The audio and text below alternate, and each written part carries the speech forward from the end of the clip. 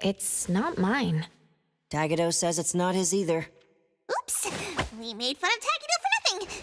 Not his, not mine, not Sakuri's, not Adler's. Whose is this? It's taking up a lot of space.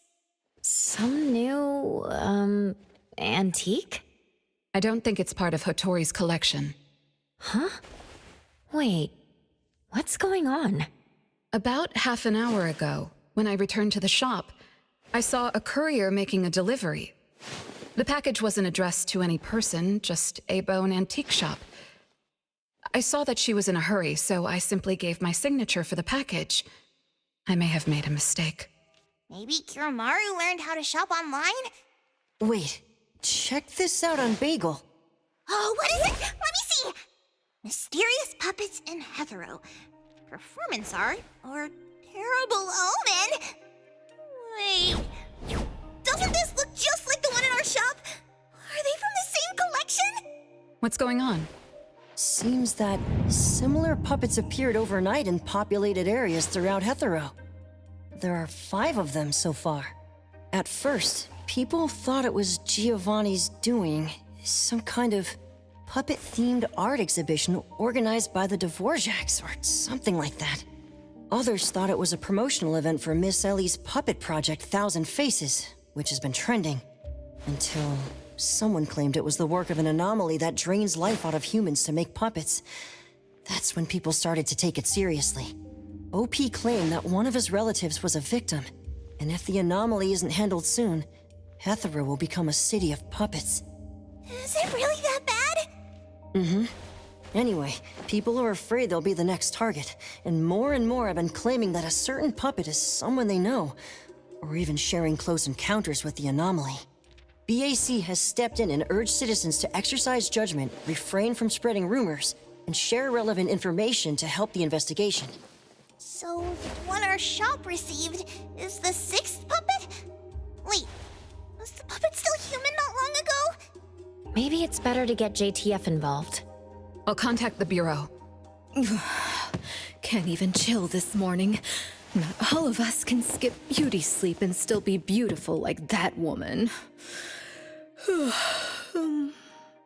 My apologies. It's not your fault, it's someone else.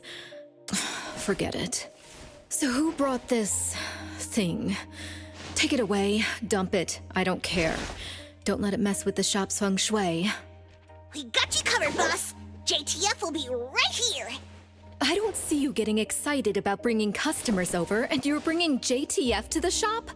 You kids better not have stirred up trouble again. Here's what happened. In any case, we'd like you to come to BAC to assist with our investigation. We'll have to leave the shop for a while. What do you think, Hotori? Well, the business of the BAC matters more than ours, so we'll comply. But the BAC will compensate for missed working hours for Precious, Daff, and me. Why am I included? Of course. The BAC will provide reasonable compensation for losses incurred from taking up your time. Boss, I want to come along too! There are no Misties to catch today! The shop isn't closing for the day. Someone needs to handle things until Adler gets back with groceries. Don't blow up the place while I'm gone. All right, you can count on us. Shift change. Go rest now.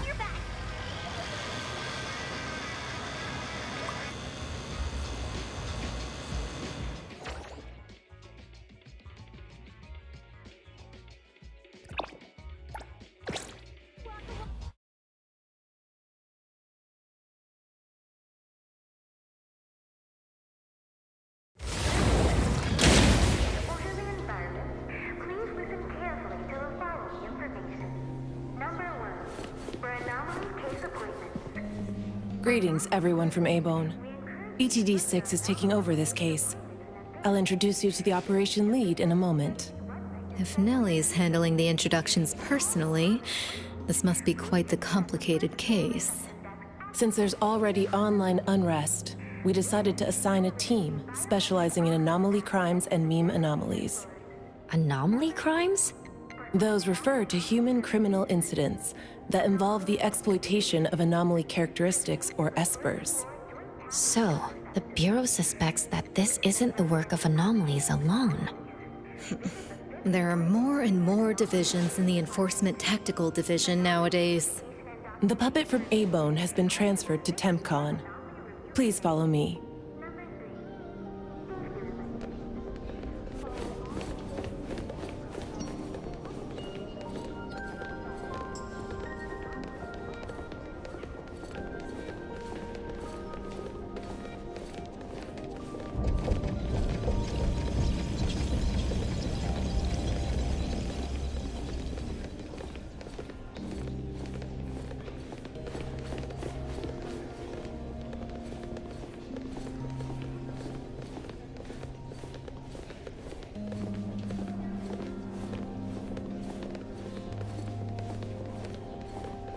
Trust me.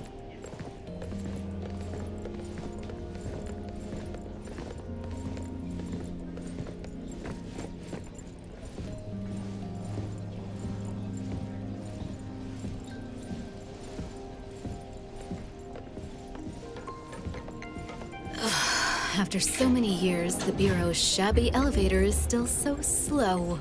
Why wouldn't Alphard spend her budget to upgrade it? She hired so many new employees. Indeed, there have been many new hires after you left ETD. This is awkward.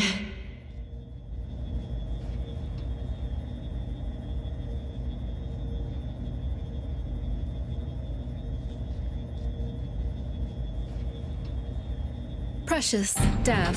See you later. Aren't you coming? I'd love to hang around and meet teams I've never seen before, but my dear Director Alphard needs me for some grown-up discussions. Is it about Ebisu? Should I go with you? Our Precious wants to feel the cool AC and expensive sofa, as well as the endless lectures from the director. She only asked for me, but I'm sure she wouldn't mind another one, especially one who's such a good kid. You mean I don't have to go with you? Don't worry. The containment level needs your expertise more. Next time there's a chance, I still won't drag you along to suffer. When you're done with your work, just head back. Don't wait for me. I just hope today's parent-teacher conference doesn't set a new record for length.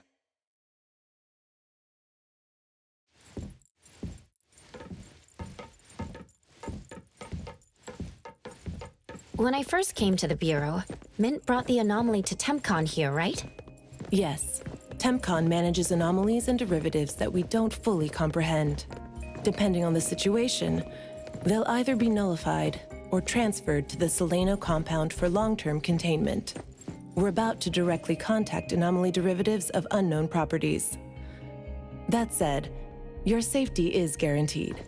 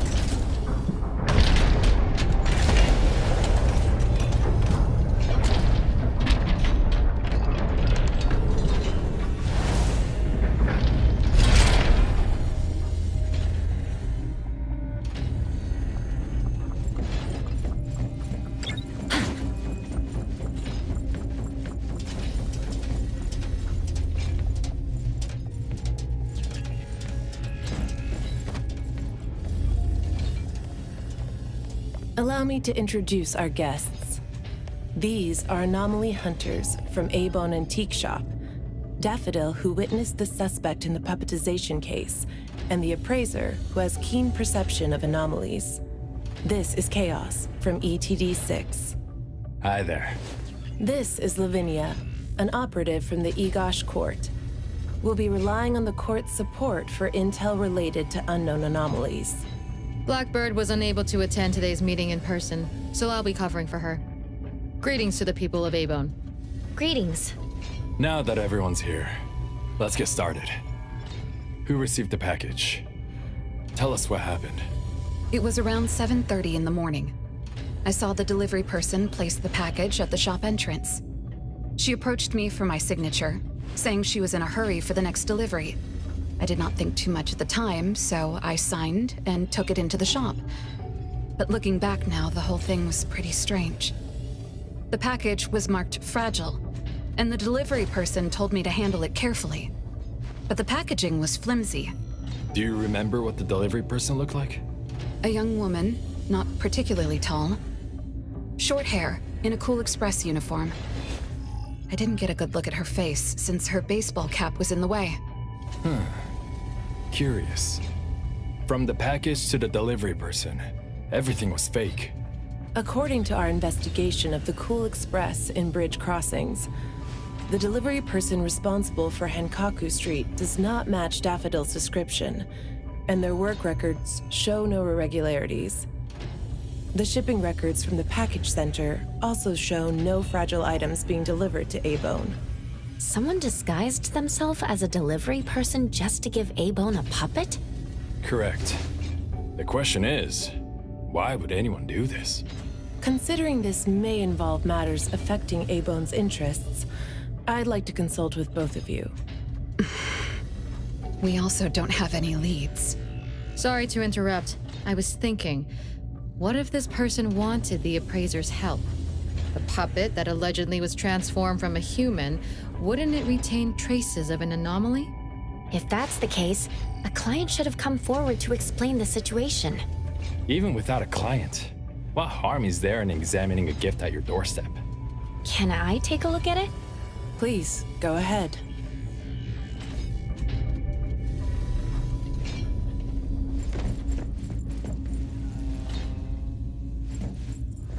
A puppet of a teenage boy who seems energetic.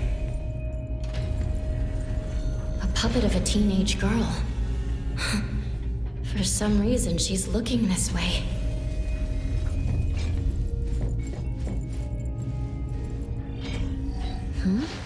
The cards in the pocket? Huh. The Anomalies' aura seems to be coming from these cards. Bella? The red letters are names. And the number 0? All 6 puppets have a similar aura. It should be from the same anomaly or the same type of anomaly, but it's very faint. I think the puppets should be ordinary puppets. They were simply in proximity to an anomaly. But the black cards in the puppets' clothes... The cards are the derivatives, aren't they? Very likely. So people being attacked and turned into puppets by anomalies is just a rumor. Pretty much what I expected. Who would spread rumors on Bagel to cause panic? Could it be the same person who delivered the puppet to Abone? Bingo. You're asking the right questions. My investigation shows that someone hacked a bunch of Bagel accounts and started rumors about people being turned into puppets by anomalies. This is starting to affect the citizens of Hathero. Take me, for example. I have a neighbor who never misses her daily dog walks, rain or shine, but she's scared of getting caught by the anomaly and began to ask me to run errands. Who's ever out there watching and laughing at us right now, feel free to pop champagne. In any case, we can conclude that someone is spreading rumors. But I'm afraid clearing this up won't be easy. We can only explain the truth to the public after we contain or nullify this anomaly. And only then can we completely quell the rumors and eliminate their harmful effects. We have 2 important leads.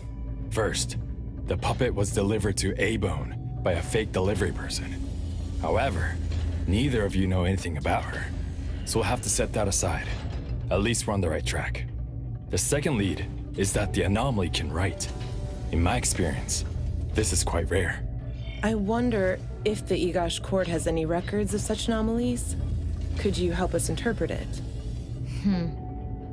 Unfortunately, we haven't found any matching anomalies in accessible records.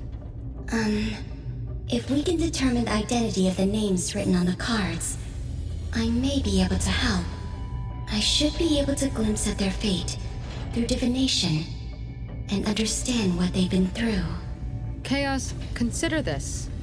If anyone received a black card from the anomaly, you are welcome to bring them to the witch's house for divination.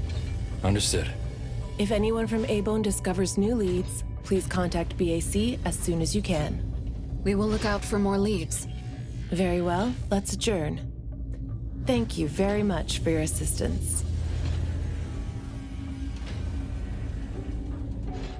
Who could it be?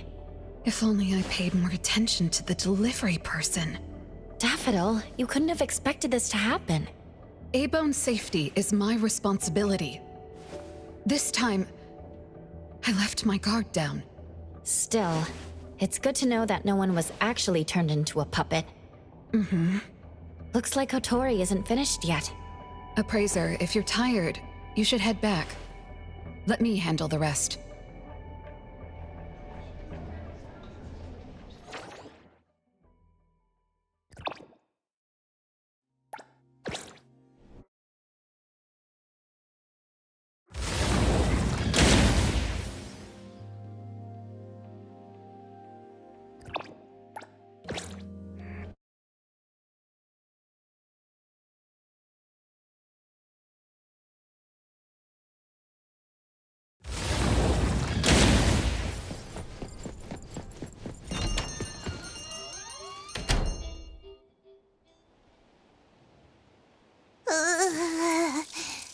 Natalie?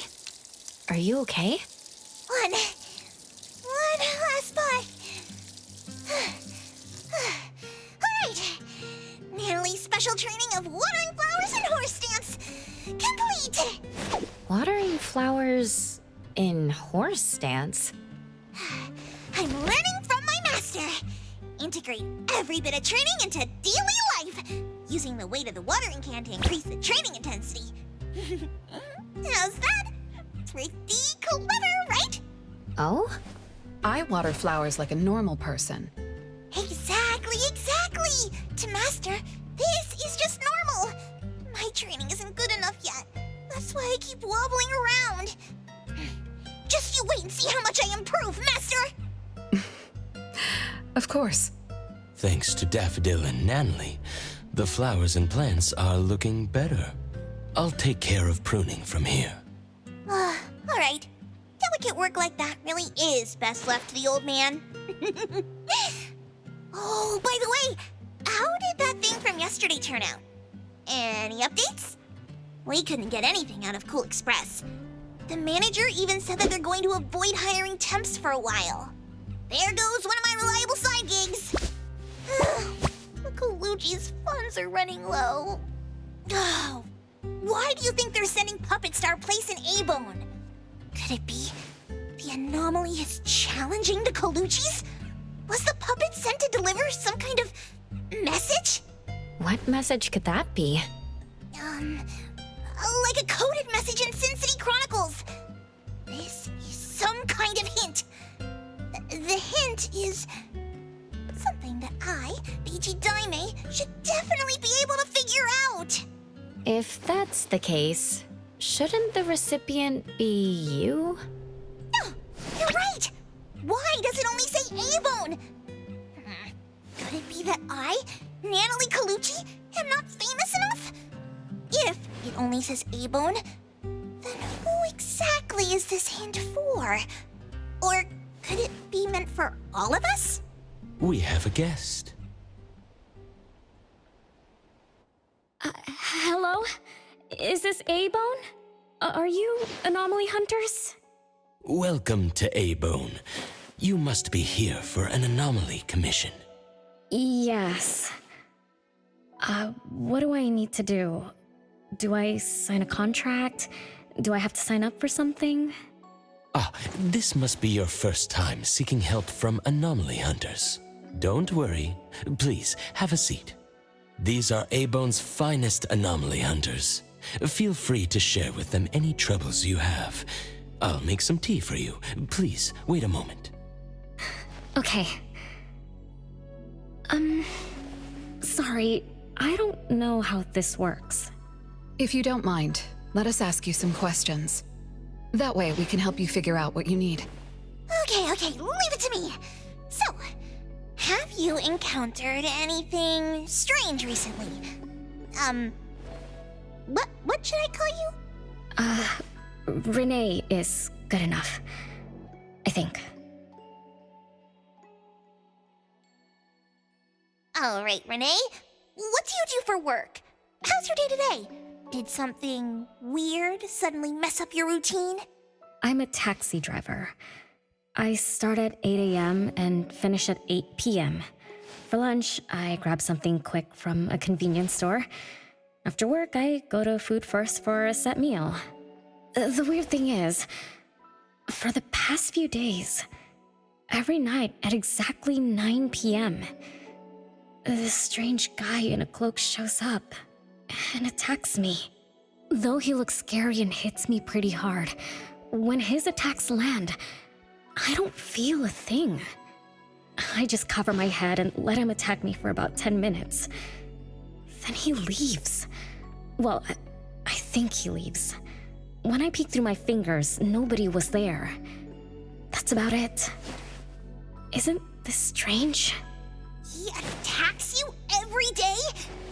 Even if it's just a prank, that's messed up. Here's your tea. Thank you. Every night at exactly 9 o'clock? What kind of kink is that? Maybe it's like those guys from gangster movies who like to dress up scary to shake people down for money. They usually show up at the same time to establish an air of authority. Oh, I can't believe there's a lowlife like this on my turf! I'll have to talk some sense into him with my fists! But I don't remember owing anyone money. I did nothing to deserve harassment from this debt collector. He never says a word, just swings this huge scythe at me. It's terrifying. You don't feel any pain when he attacks. Could this be a hallucination, or is this debt collecting some kind of anomaly activity?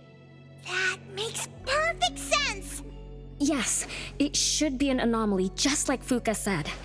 She told me to look for help at the A-Bone antique shop. Who's Fuka? She's my friend. Well, more like my food buddy. Fuka said it's definitely an anomaly, and the anomaly hunters from A-Bone antique shop can help me. She recommended her shop? That's a first! Thanks to me, Natalie, the tiger of bridge crossings, Ichi-Daime of the Colucci family! Oh, I've made a name for ourselves. People are finally going out of their way to recommend us! Your friend knows what's going on. What else did she say? I'm not really sure. I just know that she said I should get your help as soon as possible. Are there any other strange things going on besides that?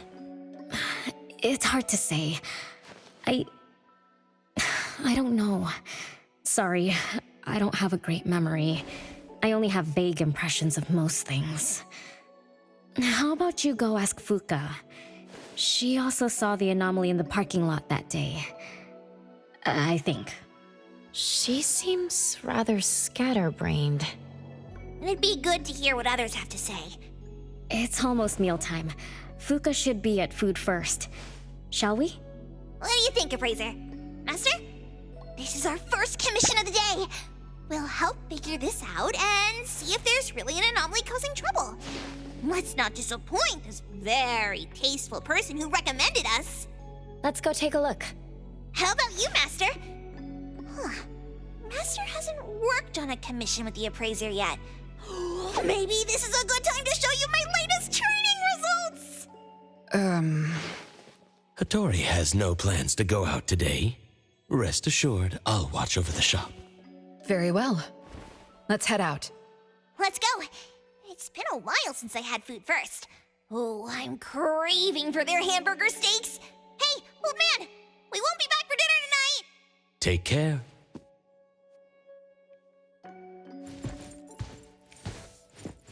One of these books is an anomaly. You can tell by touching the book spines.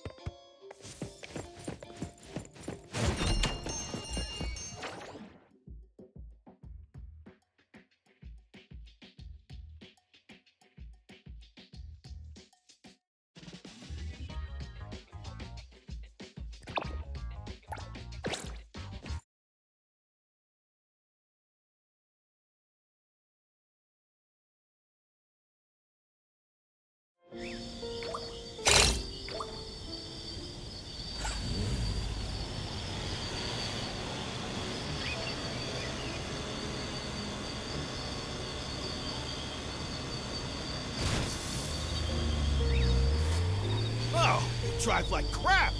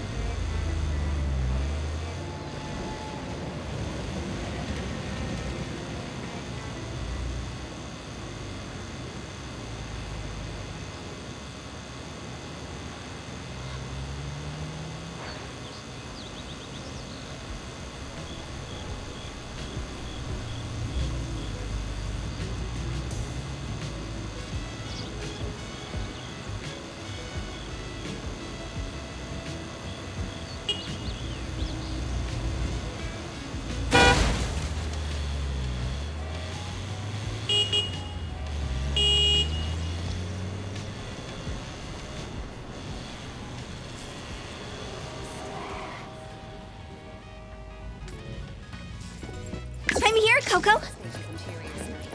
Don't bully Mint.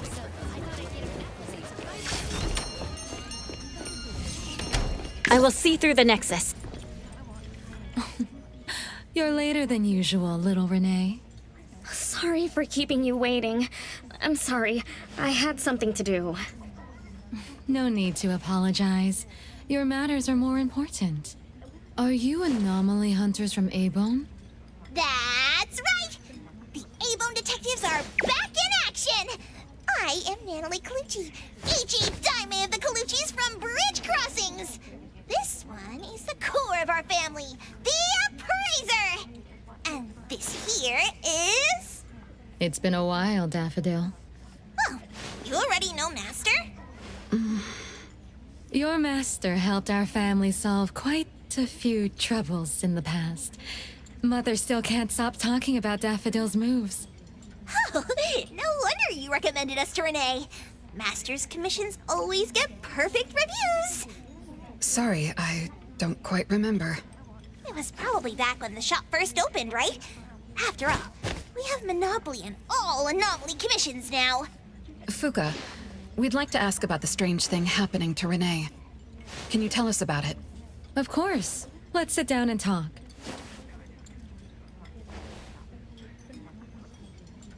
Two nights ago, little Renee and I finished dinner and were about to head home. She offered to give me a ride, so we walked to the parking lot together. That's when we encountered this cloaked person. Cloaked person. Didn't little Renee tell you about it? The anomaly she saw was a strange figure that looked like someone wearing a cloak. Oh. Did I really say that? You little scatterbrain, forgetting what you said again. I'm sorry. No need to apologize. But to be honest, I don't know what this so-called cloaked person actually looks like. You don't know. Weren't you there? I was. Renee was walking me to her car, but halfway there, she suddenly crouched down, trembling all over, looking panicked like she was hiding from someone. I asked her what was wrong, but she couldn't answer. She just kept muttering things like, "Don't hit me." Nobody else was around, let alone anyone hitting her. So you didn't actually see the anomaly attack Renee? I did see her curled up on the ground, but I definitely didn't see the cloaked person she described. After about 10 minutes, the kiddo just stood up and asked me to follow her to the car, acting like nothing had happened. Isn't that strange? Are you sure this isn't some hallucination? Like, maybe she ate some weird shroom at dinner or something? I thought she was hallucinating at first, but on the way home, she told me that this weird thing happens every night at 9 p.m. It didn't sound like she was lying. Not a hallucination, only she can see it. Harasses her every night at the same time. With something this bizarre, it's gotta be an anomaly causing trouble. So, any leads yet? Hunters from Maybone? I see. Can I ask one more question? Of course, Daffodil. When Renee was clearly unwell, why didn't you contact a doctor? That's right. She acts like she's nice, but when her friend was in trouble, she didn't seem to be concerned or help her. Well, I was worried something might be wrong with her, so I told her to go to the hospital. But the girl insisted she was fine. So I just let her be. You also suggested that she should seek help from A-Bone. That's because I later realized Renee must have gotten herself into trouble with some anomaly. So I thought of you. Wouldn't it be better if you experts helped her, instead of having an amateur like me mess around? Daffodil, you may be thorough, but you always get obsessed with details. Same old habits. I'm the one who told Fuka that I was okay. Really, I'm fine. It didn't hurt at all. It's just that the anomaly was scary. Thanks to Fuka for explaining everything that happened. I'm not so good at that. I feel like I don't really know what's going on. We've been talking for so long, we almost skipped dinner. I'll buy everyone food tonight. Take a look at the menu. What do you want, Fuka? Same as usual. Spicy chicken cutlet curry rice. I'll have the same. I don't know about the other stuff at this place, but I like the spicy chicken rice, since it doesn't have those gross green peas. What about you, Nenali and Appraiser? Go ahead and order something you like. We'll gladly take the offer.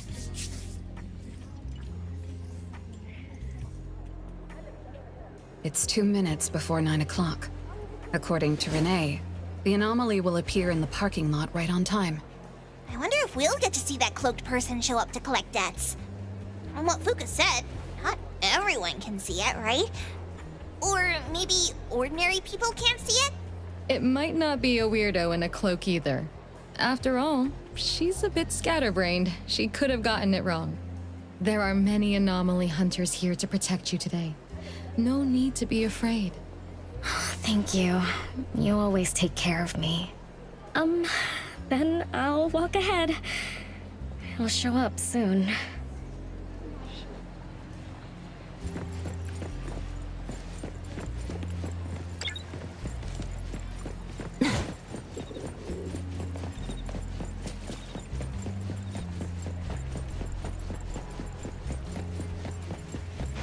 Perfect angle.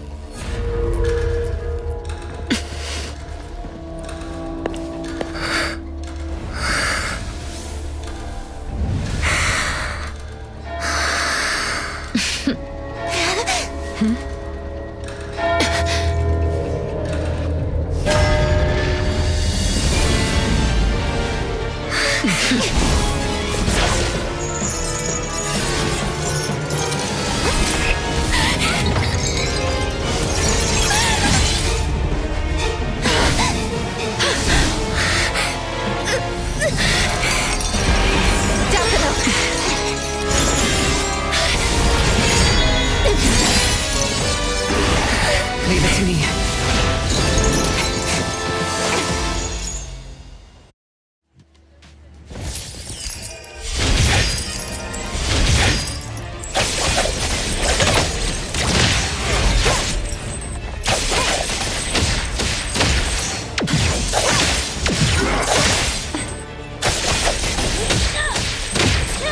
Feeling good.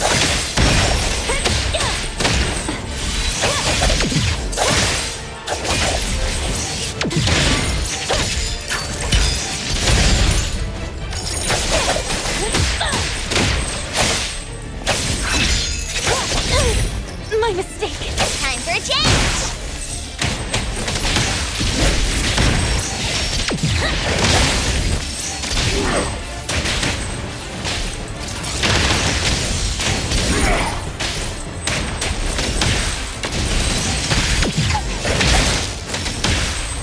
Thunderbolt, it's our turn.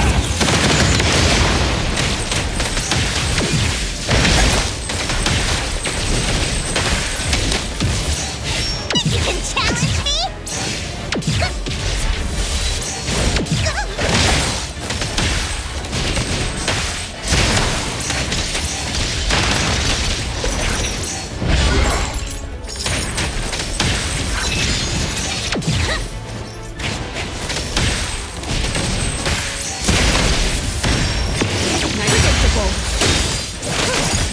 No mercy.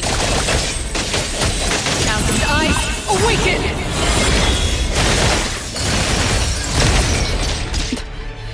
Careless. No problem.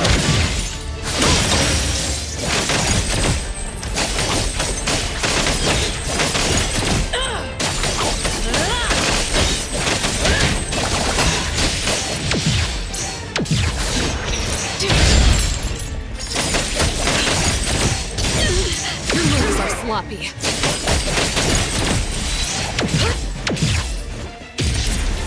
You don't know how to give up. Saw it coming. I will see through the nexus. Decided? By hero!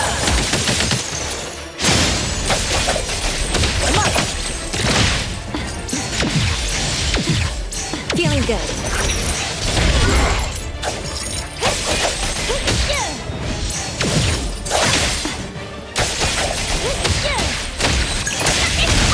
Everyone, follow my command!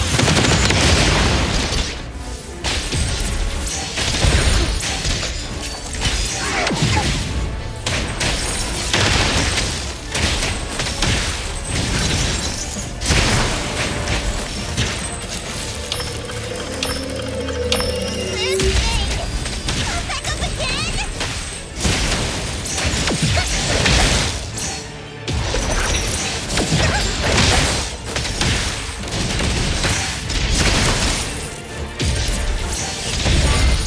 Just warming up. No hitting from behind.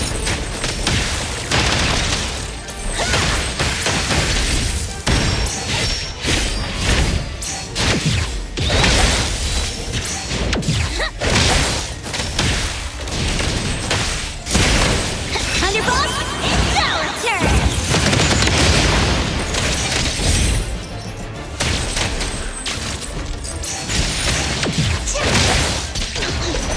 Wait, Eric! Think you can challenge me? Just a tickle. Child's play! Trick on! Fate, splinter, and fracture! Great! Now's the time!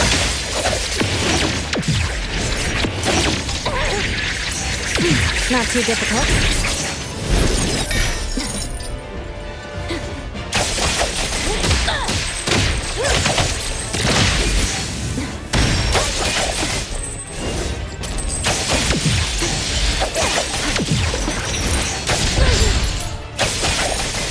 Time for a change!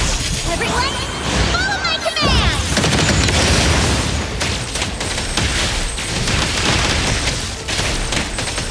Nice work. But you is an illusion!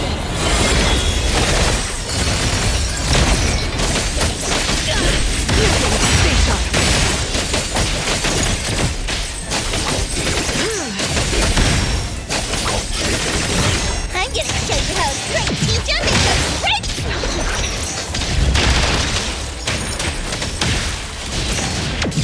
Can't touch this!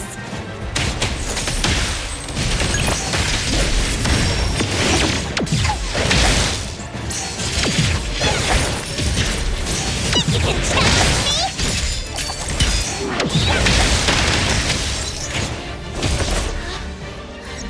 How did it get away? Don't tell me I'm getting rusty. Ugh. Stay away. Stay away from me! Are you okay? Don't worry. I drove away that debt collector. Everything's okay now. Did the anomaly drop that thing on the floor? Renee, and a series of numbers on the back. Minus 20088. The numbers are different. It's the same type of card the Bureau is looking into. Let me contact Chaos. We meet again. From what I know, you received a commission from Renee to investigate this debt collector anomaly, which attacks her every night at the same time. You fought, then the anomaly left behind the same cards from the puppetization case. So you encountered the same anomaly I'm after. Could someone have schemed all these encounters just to involve you? ETD6 lives up to their name. They are true anomaly crime experts. You're right. This doesn't seem to be a coincidence. We still don't know who's the mastermind or why they're doing this, but we may have already met her. Fuka, the friend who recommended us to Renee. Wait, she was just here a moment ago. She's already gone. What did she say? She recommended A-Bone because Daffodil had handled her mother's commission before, which left an impression. Daffodil. Daffodil. So it's Daffodil again. Interesting. Thanks for the information. We should make a trip to the witch's house. Good thing it's not too late. So ask the Blackbird and her team to work some overtime. Aren't you coming with us? Of course.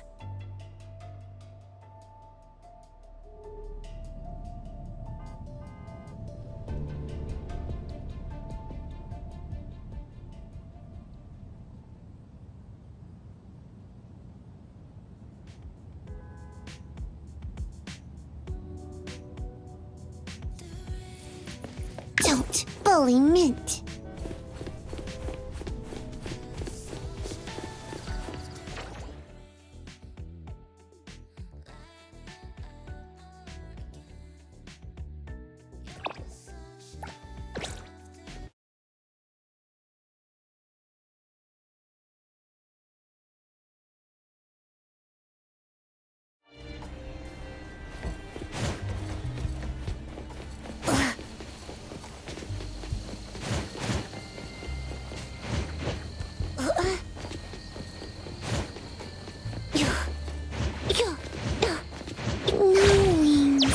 So easy.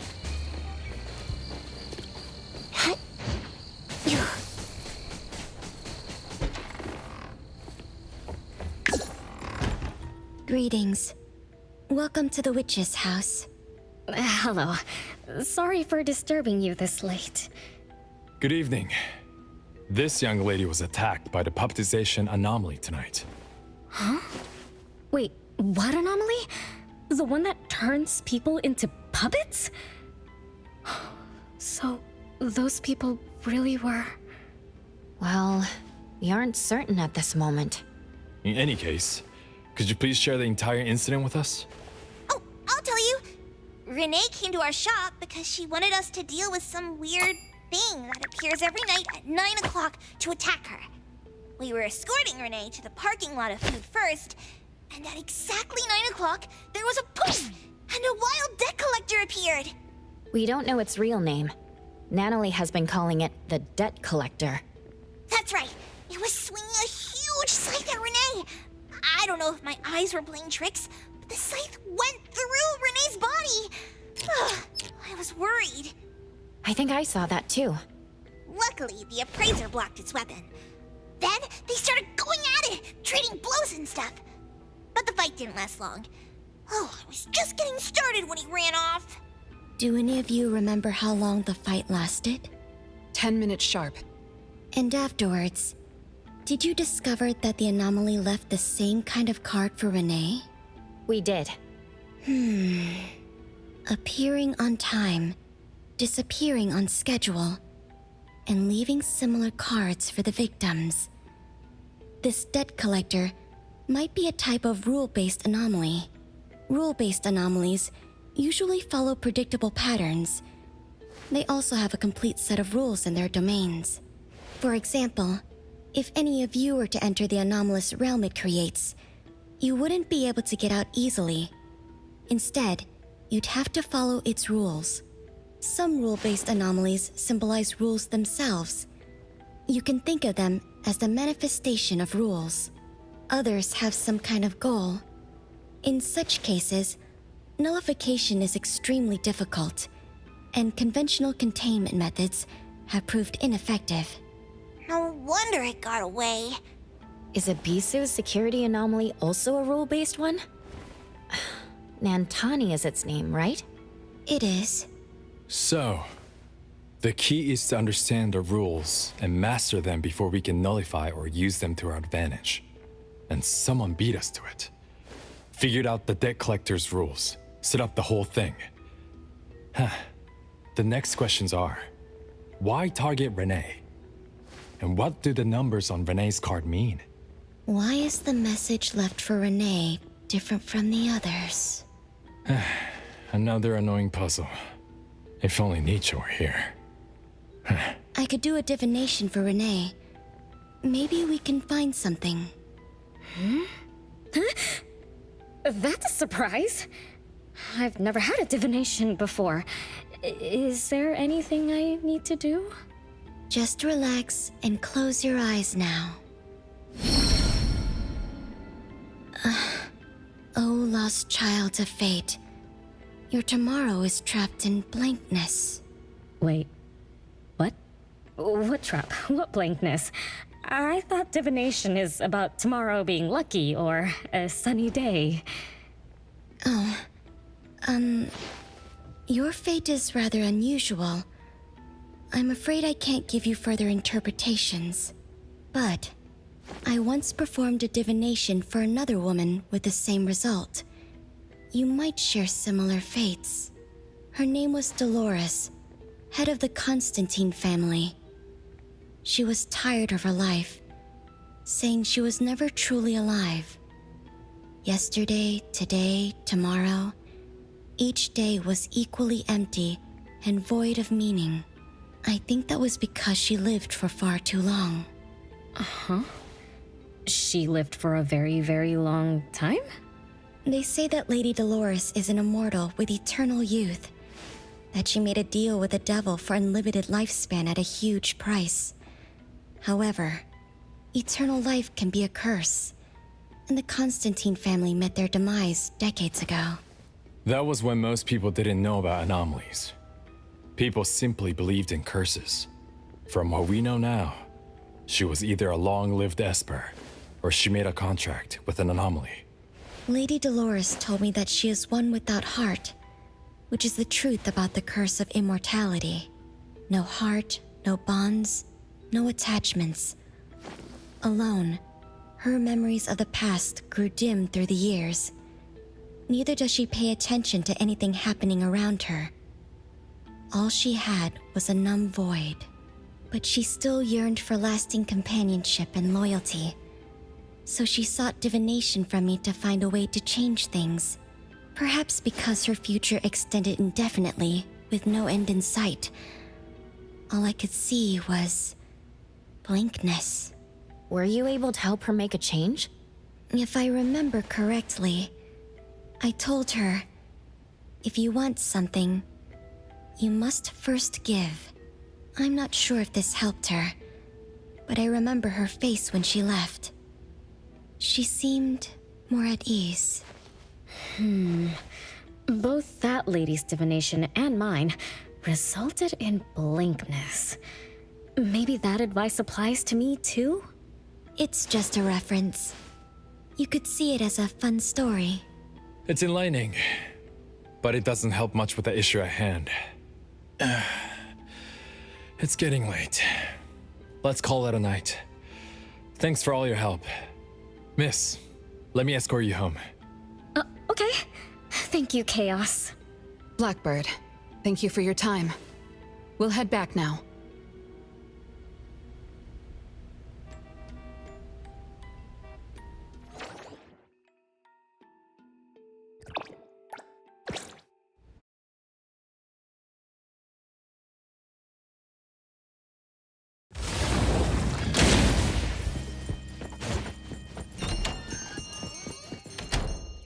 Whoa, it's already so late. Today was a lot of work without a lot of results, huh? A rule-based anomaly, weird messages on a card, then some story from way back. There seem to be a lot of clues, but there isn't a way to connect them together. They must be related. What could be the missing link? Let's call it a night. It's getting late. You two should get some rest. Oh, man. After running around so much today, getting home, relaxing for a bit, and now that Master mentions it, sleepiness just hits you like a truck. Good night, Master. Good night, Appraiser. Good night, everyone. I apologize, but bedtime is going to have to wait. Is there an emergency? The debt collector left me another message. I found this in Renee's mailbox. Isn't this the card from last night? An anomaly is back again? Appraiser, take a look at this.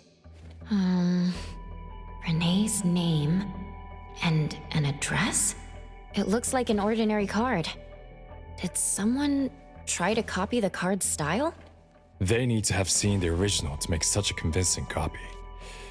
That narrows down our suspects. You mean Fuka, who witnessed our battle with the debt collector last night. And the person who delivered the puppet. Don't you think they're working together? They sent Renee a formal invitation and are waiting for us at the old Constantine family estate. That address belongs to the now defunct Constantine family. Renee, are you somehow connected to the Constantine family? I knew last night's story was different. I don't know. I don't remember. I'm just a taxi driver who's always been alone. How could I be connected to some strange family? Oh, I'm sorry. I'm not helping. All right. We just have to find someone who has an answer. Let's go. Wait, don't go yet. This is Abone's commission. Daffodil must come along. Others can join us too. I don't have stupid rules about not getting others involved. Master, the Appraiser, and Natalie Colucci. The mystery of the debt collector is about to be revealed!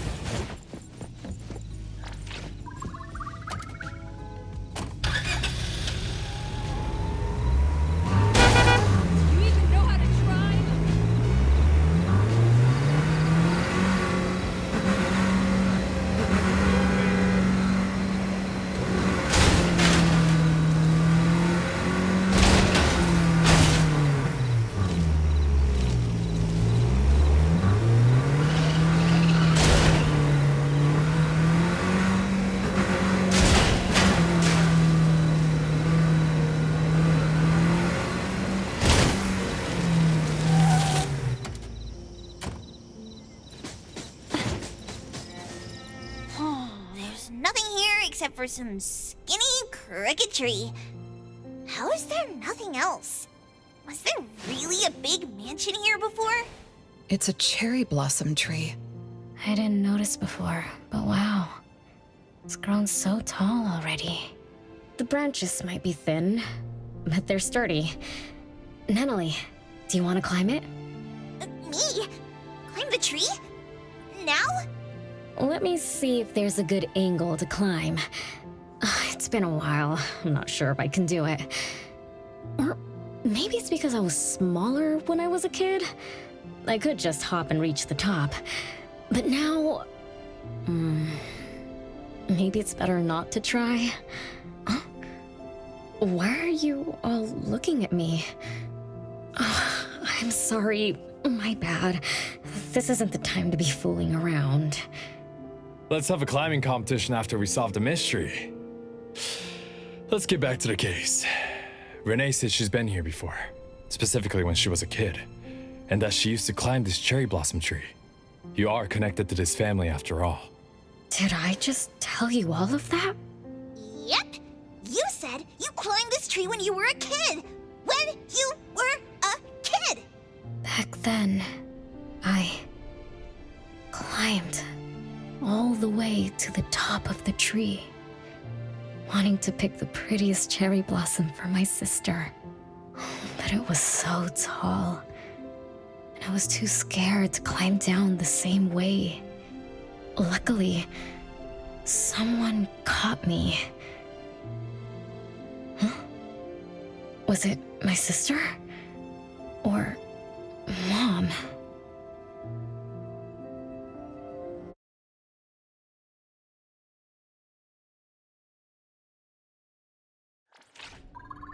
Ow! That hurts! Renee, are you okay? My head hurts. But my limbs are where they should be. What about you, Appraiser? I'm okay too. Where are we? What just happened? I'm not sure, but it looks like we're in an anomalous realm. You remembered climbing the cherry blossom tree as a child, then we got pulled in. Natalie and the others aren't here. We might be separated. This is my fault. I'm so sorry. I had no idea this would happen. No worries, it's not your fault. Besides, we hunters are used to being pulled into anomalous realms. The real question is, how did we end up here? What a grand entrance. This must be some wealthy family's mansion. Such as the residence of Lady Dolores, head of the Constantine family. Have we traveled to the past? Not necessarily. Maybe the anomalous realm is simply recreating scenes from the past. Do you recall anything else from when you were a kid? Anything helps. I can't. My brain is still foggy. But I can feel this. Ever since I got here, I've been having a sense of nostalgia. You must be somehow connected to the family. Whoever brought us here knows that. But didn't the Constantines disappear decades ago? That doesn't match up with my age. You're right. What you just remembered was from when you were little. If you can remember more, maybe we can get closer to the truth. I'll do my best. But how do I do that? Let's look around. Maybe we can find the key to your memories.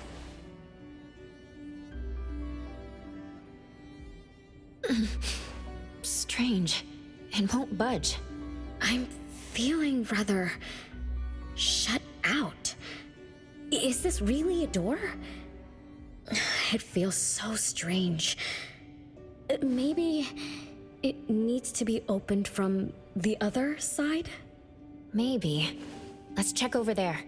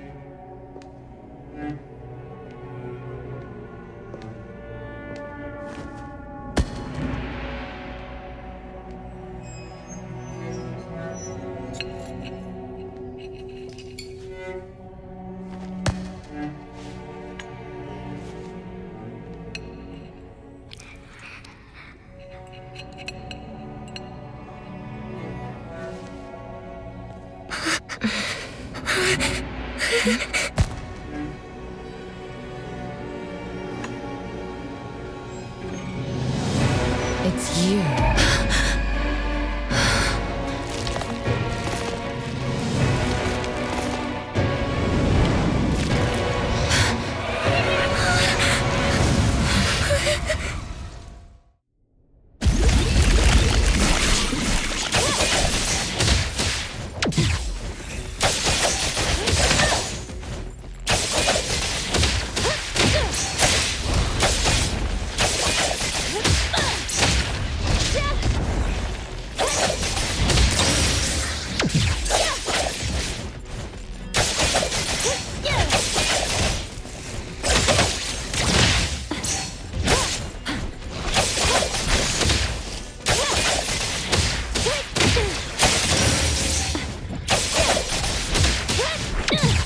Splinter and fracture!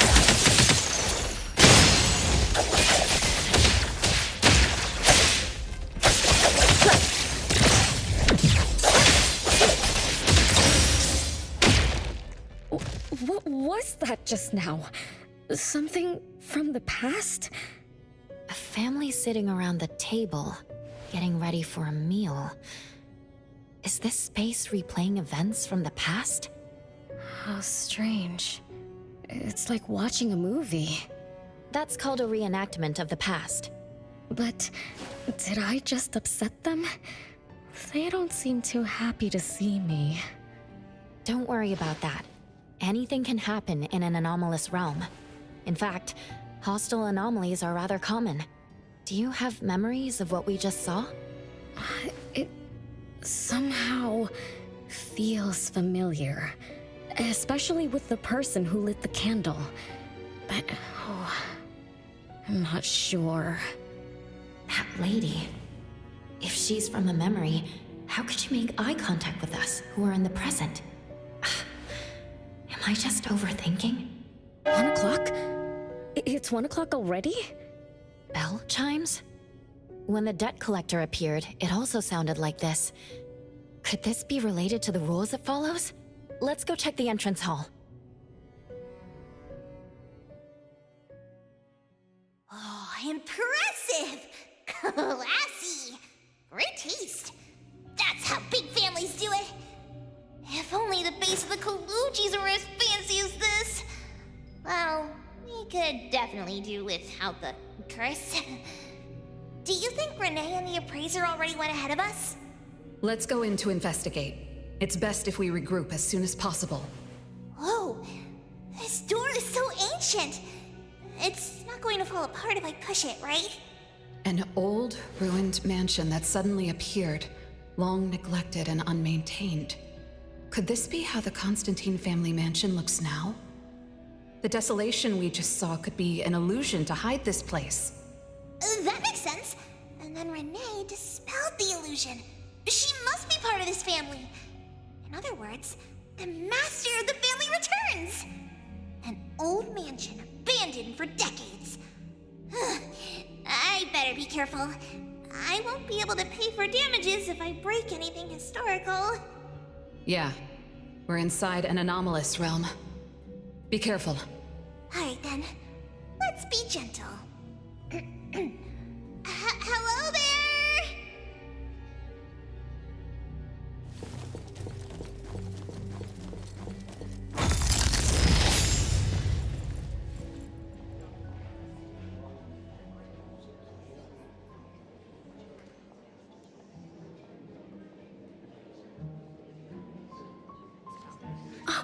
It's that lady from before. Excuse me. Sorry. Wait a minute. Were you talking to me? She just walked away without responding. I'm so confused. We can talk to people from the past? It's like an interactive movie. No, wait. It's more like a stage play. Maybe we're also on the stage. Are we the audience? Or are we unwitting participants? Let's just say we're on the right track. You could try talking to the one who just lit the candle. Ask about how things are going. That lady. Oh, There she is! We'll have to squeeze through the crowd. It's going to be tough. Why are there so many people here? Are they having a banquet, salon, or something like that? Before I talk to that lady, should we talk to the other guests first? We can figure out what's going on in this mansion. That's a lot of people, though. When I drive a taxi, I don't need to speak to more than 2 or 3 passengers. No need to push yourself. Want me to handle this instead? Appraiser, you've done a lot for me.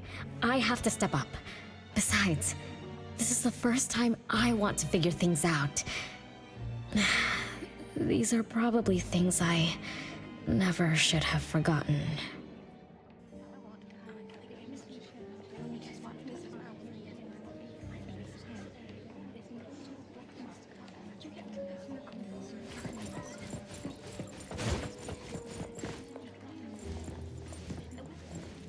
I might not have another chance like this. I better make the most of this. We need to seize this last chance to butter up the lady. Maybe she might even invite you as a guest in the future. Oh, don't even think about it. Look at all these people. Everyone is trying hard to impress her.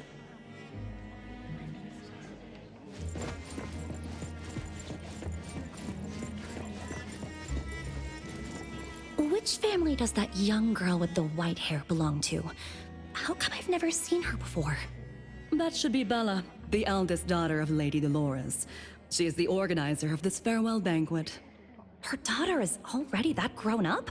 She doesn't look that much older than her daughter. Shh, keep it down.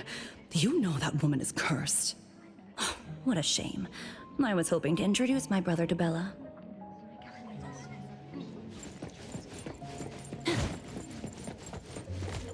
The salon has been running just fine.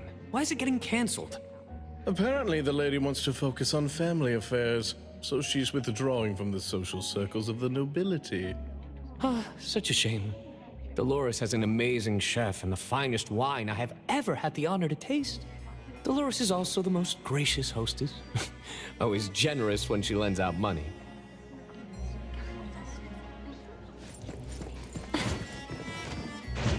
Perfect angle. That woman is finally stepping down from the stage. Tut-tut, shamelessly enjoying eternal youth. Just because she had a deal with the devil. Look at this mansion. Look at all these treasures. Who knows how much wealth she's swindled over however long she's been alive. This is my last chance to find her source of immortality. The salon ends at 3 o'clock. Look at what time it is already. What's taking those useless guys so long to make a move? Told you, those so-called exorcists you hired are nothing but frauds. You better give up on your delusions. My brain is getting fried from what the guests are saying. So many conversations. So many faces. So many names. Let me think. Bella. That sounds familiar. Very familiar. Extremely familiar. Oh, that feeling is back again. It's just hearing that name brings up this nostalgia. One of the puppets recovered by the BAC is also called Bella. Can this be a coincidence? What do you think?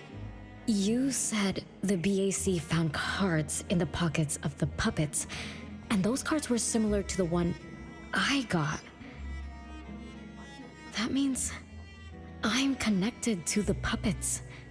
By the way, Lady Dolores' daughter, whom we just met, also gave me this feeling of nostalgia.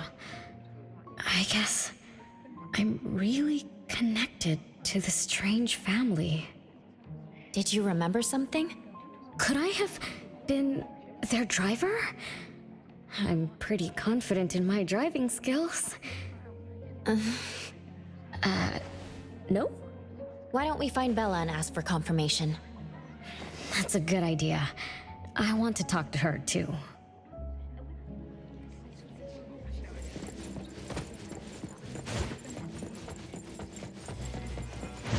Perfect angle. Renee, this isn't a place for kids. Huh? Bella?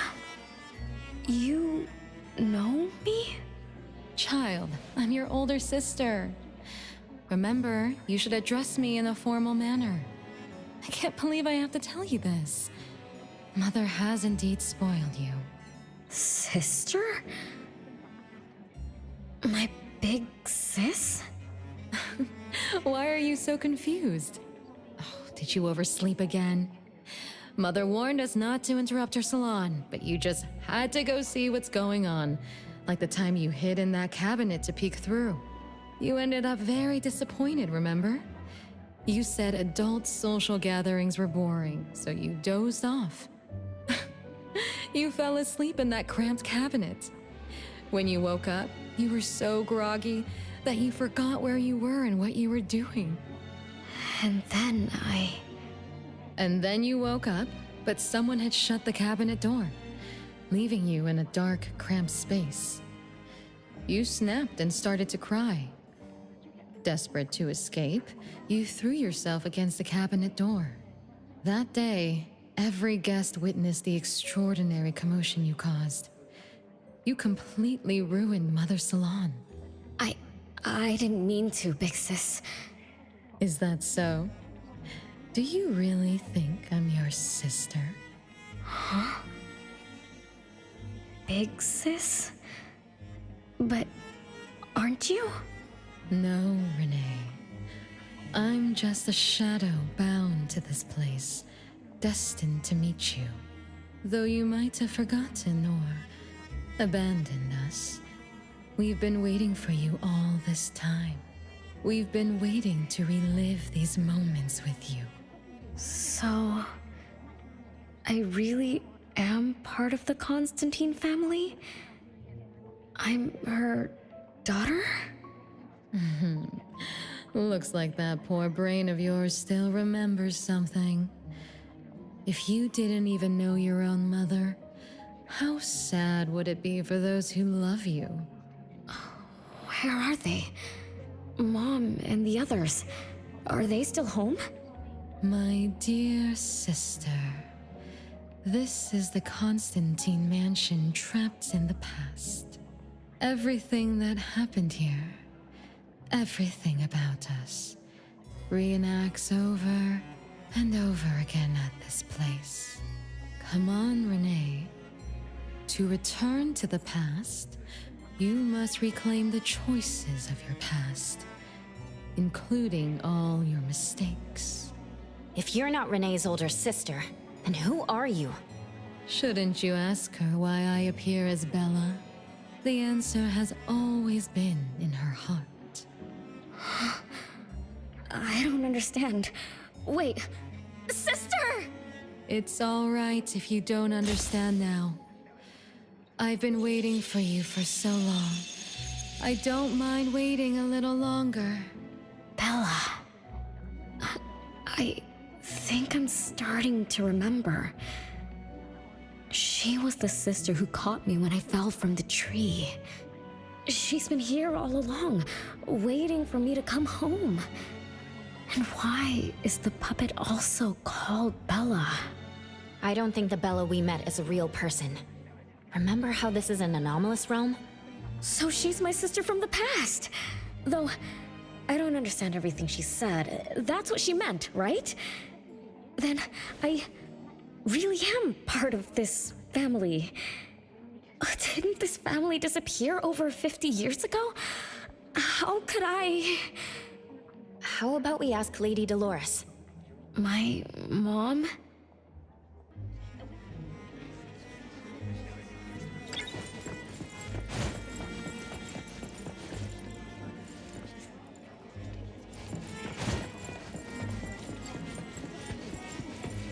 Hello, can I pass through?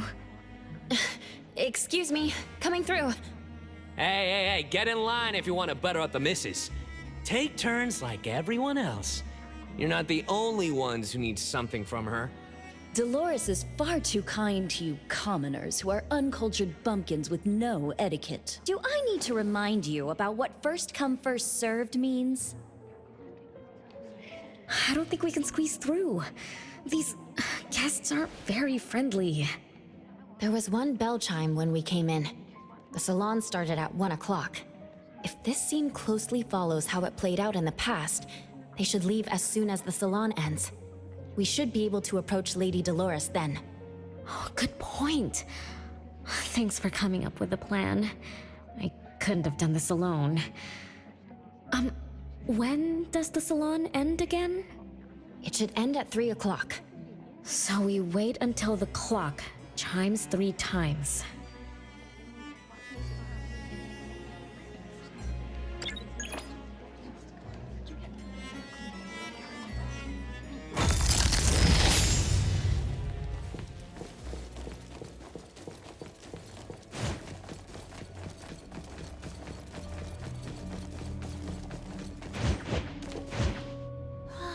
What a beautiful clock! Is this what history feels like? Why is it stuck? Let me fix it. Wait. What's wrong, Master? Is it dangerous? It's best to remain vigilant in anomalous realms, especially with clocks. Oh, right. That debt collector anomaly is also related to clocks. Blackbird once mentioned that rule-based anomalies follow established patterns strictly. It would be a good idea for us to pay close attention to time. Got it, Master. We look around for clocks, watches, and stuff like that. But, I guess I was in a bit of a rush. It doesn't seem it cost anything, though. The debt collector didn't appear this time. Ouch! My ears! Something else showed up. Hey! Watch this!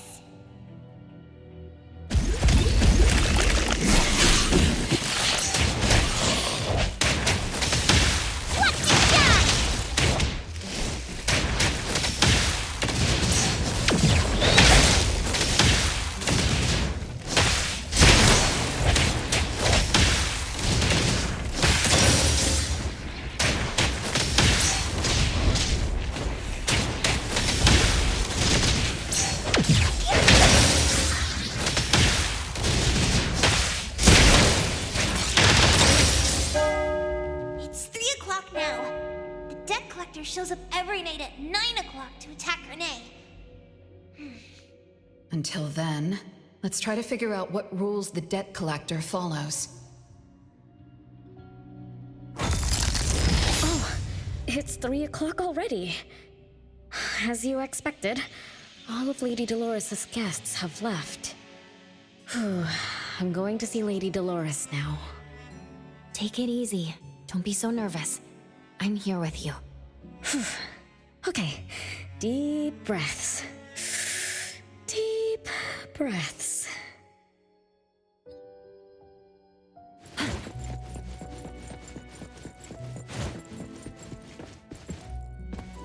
Lady Dolores? Renee, my dearest little daughter. Come here to Mama. No need to hide anymore. The troublesome people are all gone now. Mom? Are you angry with me? I was too naughty.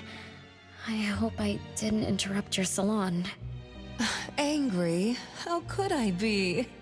I just didn't want you to see those people too early. To witness the greed, foolishness, and ugliness of those who long for so-called immortality. Are you talking about the people who were just around you? My little petal, they must have frightened you. I promise nothing like this will ever happen again. This pathetic charade will soon be over. Mom, you've always hated the salons? Feelings of love or hate didn't matter at first. I simply had to run the salons. I had to use these connections to reverse the decline of the Constantine family. Besides, I don't even remember all the little things. But even though my goal was fulfilled long ago, these salons kept going, one after another. Perhaps they weren't the only greedy ones. I was too. I was too young and too foolish. I mistakenly thought gathering them under this roof could bring me some comfort. However, they were nothing but a bunch who envied the family's reputation, coveted the wealth in this mansion, and lusted for so-called eternity. After a while, I came to see them as nothing more than greedy beasts, scrambling for scraps and pandering jesters making fools of themselves. I guess they sufficed as entertainment. I don't get it. It's okay if you don't understand. Mother promises that you, my little petal, will never need to understand this. These troubles will never bother you again. Mom, are you not hosting salons anymore? Whatever I sought in those salons was a mistake from the start. I must correct this mistake. And the catalyst for that change is you, my dear. My little petal. Family is what matters most. You are the most precious gift in my life, as well as the very source of meaning in my stagnant existence. Whatever time we have left, we must treasure every moment together. From now on, as long as I'm with you, as long as our family lives together in harmony, a moment of happiness with family is worth more than an eternity in solitude, even if it's just for a brief moment. Mom, wait! Little Renee, what would you choose between an eternity in solitude or a moment of happiness? Sis! You appeared out of nowhere. That was spooky. Oh, wait. What did Mom mean? And the rumors about the family. Is Mom cursed with eternal life? But how can eternal life be a curse? Isn't it great to live forever? So that's your answer. Well, having something is better than having nothing, and having more is better than having less. Right? Like, if you have endless time, couldn't you do as many things as you wanted? If I had eternal life, I wouldn't know what I wanted. And I wouldn't know what I could do.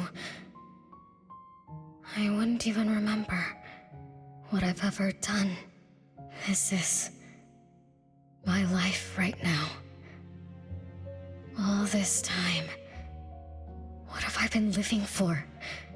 Days with nothing to do, with no meaning, and with no end in sight. So that's why it's a curse. Poor Petal. It seems that even after forgetting us, you still haven't found what you desired. Or was the kind of happiness you were looking for nothing but drifting through life in a daze, barely conscious? No, I didn't forget you on purpose, Nixis. It's not like that. Little one, you self-contradict and don't act as you say. But I believe you, because you've already paid the price. Just like your first answer, you made a choice before. That choice allowed you to return here by yourself, but it also made you forget everything, including us. You're saying Renee chose eternal life like Lady Dolores? What do you mean? Me? Eternal life? No way. Did I? But what about you, Pixis? Mom? Are you all alive? At least you weren't made into puppets. Thank goodness. Renee, you basically forgot everything about us. Mother, the one who gave us life, loved you so much. She used a picture of you as her bookmark. When she read before bedtime, her gaze would always drift toward your smiling face. Every little thing about you, your quirks, your habits, your childish nonsense, she remembered it all. You were the only one she had in her eyes and in her heart, as if the rest of us didn't even exist. And we are the same way too. Mother, Elliot, Teresa, everyone is waiting for you. Won't you come see them? Mom and the other siblings? Everyone's waiting for me? The cherry tree Mother planted in the courtyard is bathing in sunlight and in full bloom. Time has come to a standstill, and moments of happiness plays over and over again.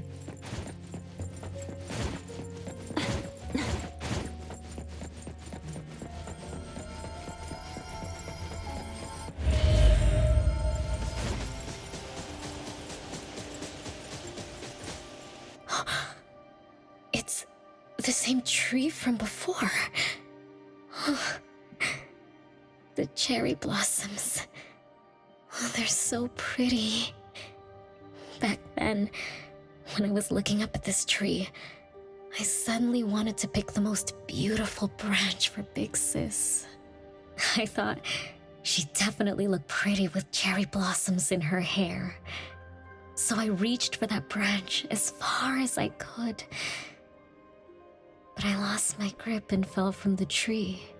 Then... oh, what happened after that?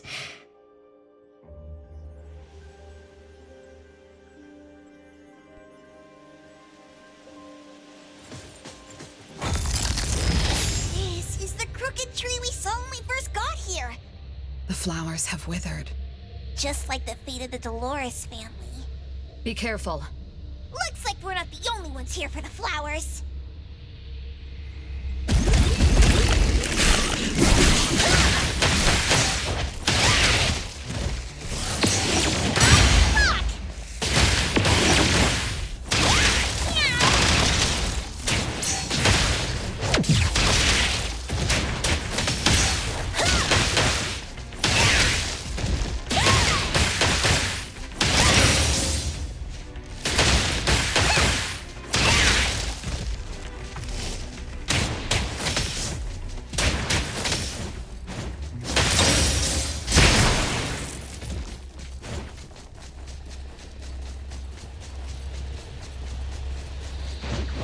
What's that smell?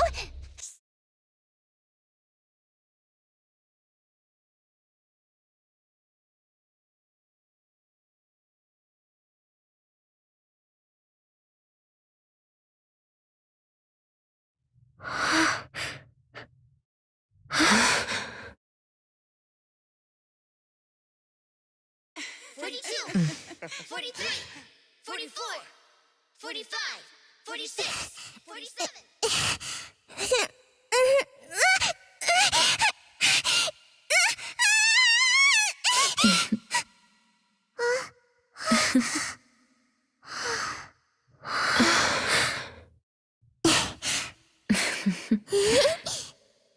We've been waiting for you for a long time, Renee.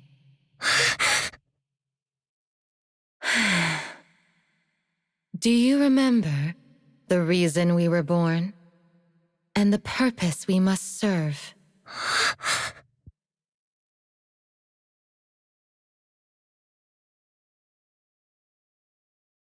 All excitement will eventually fade to nothing. Mother has long grown tired and numb to it all. After enduring long and lonely times, a wish began brewing in her heart. We thus awoke to the blazing call of Mother's heart. and came to her side. We swore with our very existence that Mother would never be alone again. Surrounded by her children, Mother found the companionship and happiness she had longed for. But she didn't stop. She kept yearning for more. Because we weren't able to satisfy Mother's deepest wishes in her heart. However, our mother's wish was never fulfilled, and that day will never come. The last child to wake up, the most beloved of all, brought nothing to Mother and this family but curses, betrayal, and destruction. And now, she's back.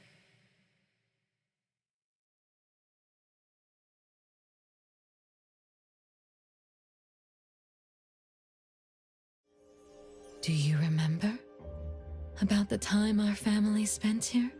From the very beginning, we were just wooden puppets sleeping in Mother's box. We opened our eyes in response to her deepest wishes. We answered her calling from the depths of her heart. Teresa, Elliot, Yvette. One by one, the children woke up and gave everything they got to put a smile on Mother's face. Those names are the same as the puppets found by the Bureau. This was Mother's miracle. She gave life to the wooden bodies of her puppet children. All of us shared Mother's gift of eternity. In return, we brought her laughter and companionship.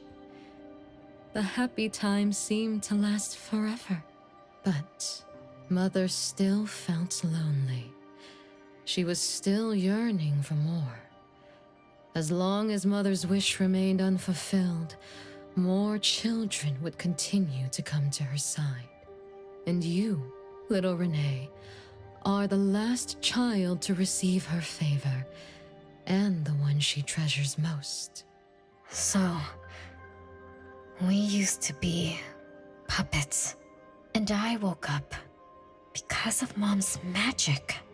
That must be the Esper ability of Lady Dolores. Our existence, our calling, and our purpose, everything was dedicated to Mother. Thank you for helping me remember all of this, big sis. Unfortunately, you abandoned all of our duties. You betrayed us and committed an unforgivable sin. Sin? I don't get it. You forgot your family. You even forgot the sins you committed. But that's okay. I'll make you remember everything. That's exactly why I am here. The sin is recorded on Mother's registry in the study. Won't you go see for yourself? You could give us a better explanation. Everything started because of you. My ignorant little sister. Oh, wait a minute. Don't leave me, sis! Renee, you're remembering something, right? Just like what Bella said. We're all puppets that woke up in response to Mom's wishes. We exist to keep Mom company. I remember many, many things now. I had tea with my siblings. We also played hide and seek at home. But Mom, our beloved Mom, where is she now? Why am I the only one alive by myself? Where did they all go? We'll have to check the study. What's going on? I have no memory of that place, but I feel scared. There is something in the study.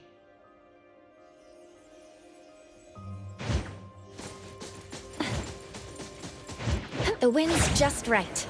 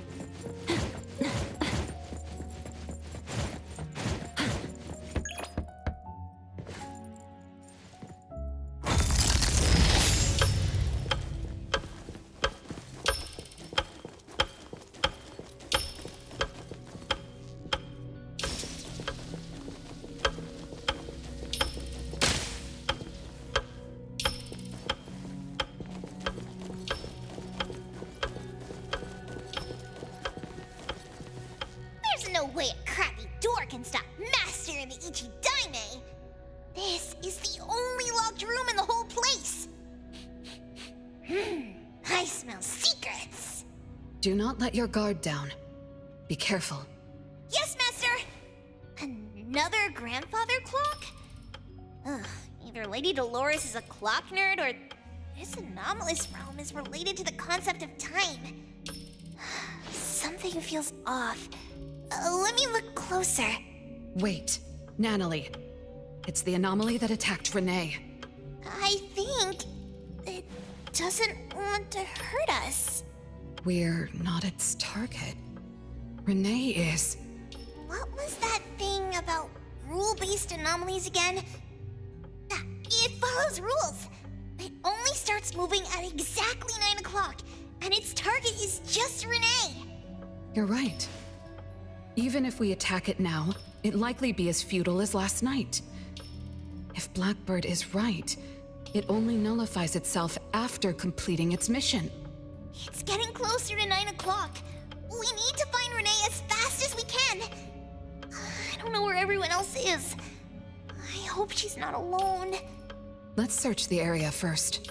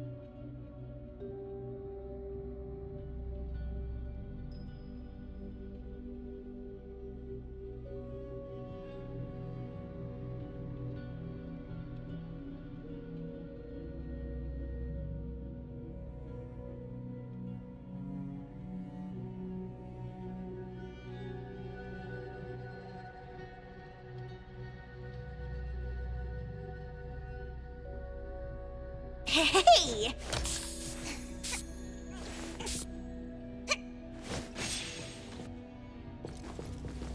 With so many siblings around, the house must be crowded, right? I wonder what it's like, playing and messing around with them every day. Master, do you have any siblings? Yes and no. I did once live in a garden with many sisters, but none of us were related by blood. Huh? If you're not related at all, why did you have to live together? Mother collected beautiful flowers as she saw fit. Of course, she was also a woman with no blood relation to any of us. That's so weird. Well, but isn't that not too different from the Constantine family? There are some similarities, but knowing the Constantines, I find it somewhat ironic that our mother and Dolores are complete opposites. I can sense Lady Dolores' sincere feelings as she cared for her children. Though they are puppets, she treated them as real children. In contrast, the other mother simply manipulated the children she collected into decorative pieces for her own fancy. Master, I don't know what was going on, but I'm glad that you got out of the garden. I think so too.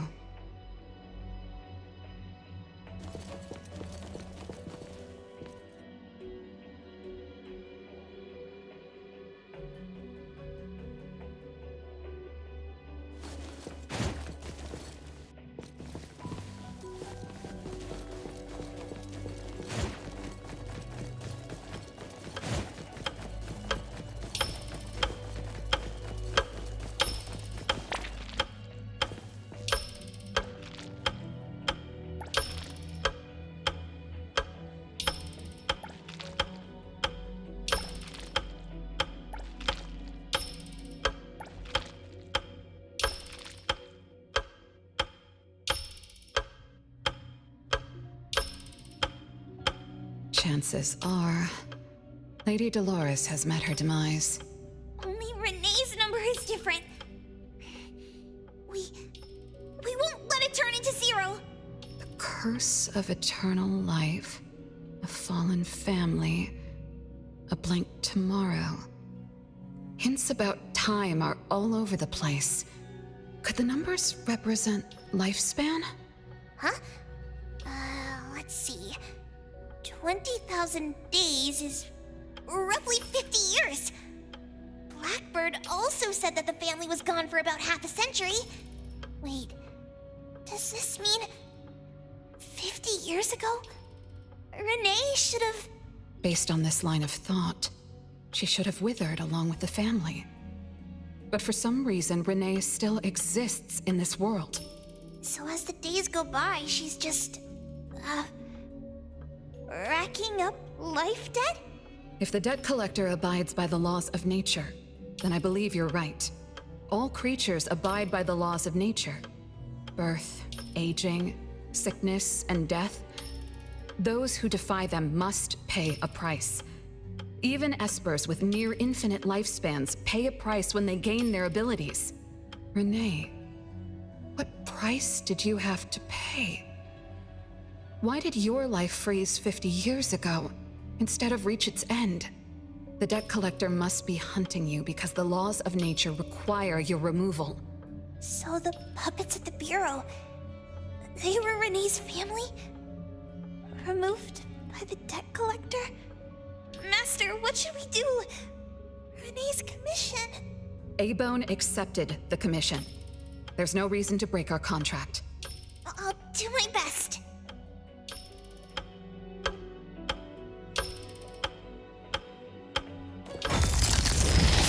You know? Yes, Mother.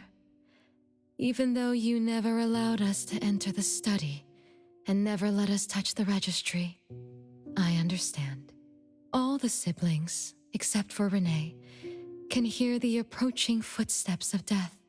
Each day we spend with you brings us one day closer to the end. Each day we dispel your solitude takes away another day from us. Isn't that so? It shouldn't be like this. As your creations, we are willing to warm your empty heart forever and bring you to the happiness you long for until you no longer need us. But she ruined all of this. When she was born, that cursed registry appeared in our home. Our names were written on its pages, and with them, numbers marking our precious days remaining in the world, slipping away with each sunrise. When Renee was born along with the curse, we realized the countdown began to tick steadily, and we knew all too well that our magic will fade away. There aren't many remaining days for us to serve you.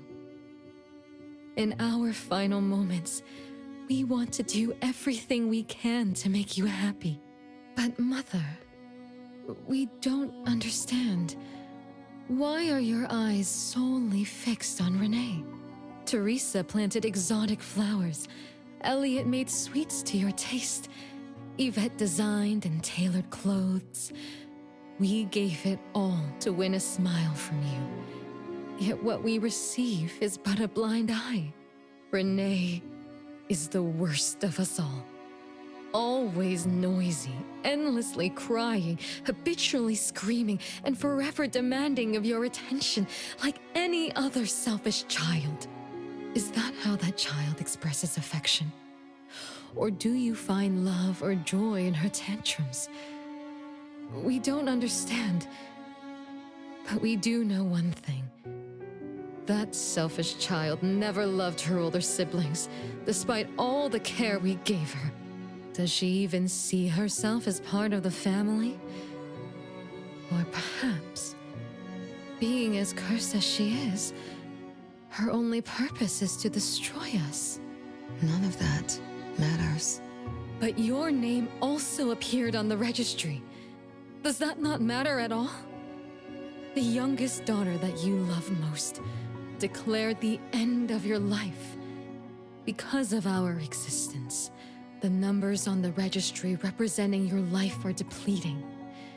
When the numbers reach 0, we will fall asleep with nothing left but gratitude.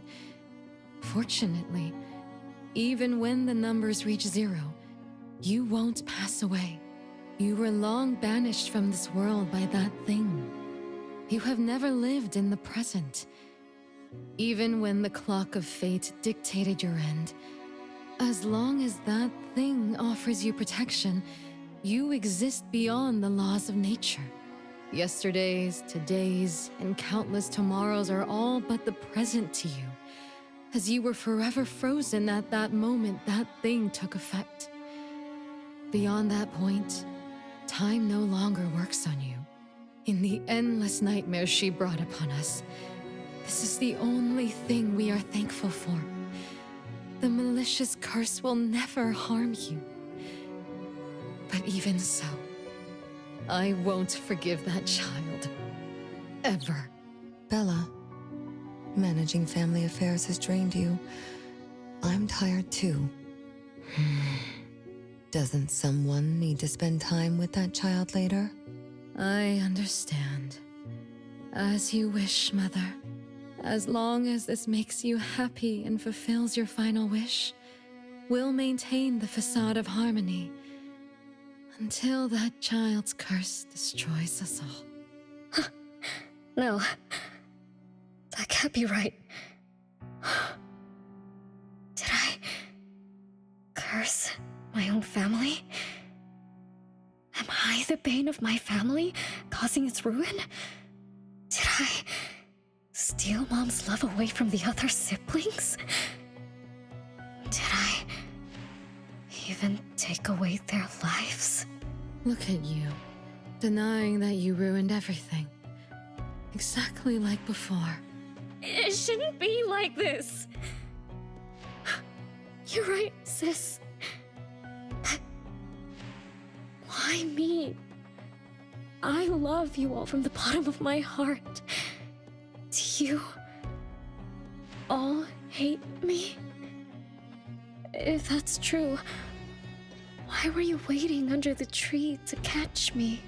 Love-hate relations in this family are more complicated than you can imagine. But no matter how much you doubt it, you can't deny that everyone here has done so much for you. Teresa prepared gardening tools and took you to plant Mother's favorite flowers to surprise her. But what did you do? You barely scooped some dirt before rushing to Mother for praise. When Mother saw the cuts on your hands from fooling around, she scolded Teresa for giving you hard work.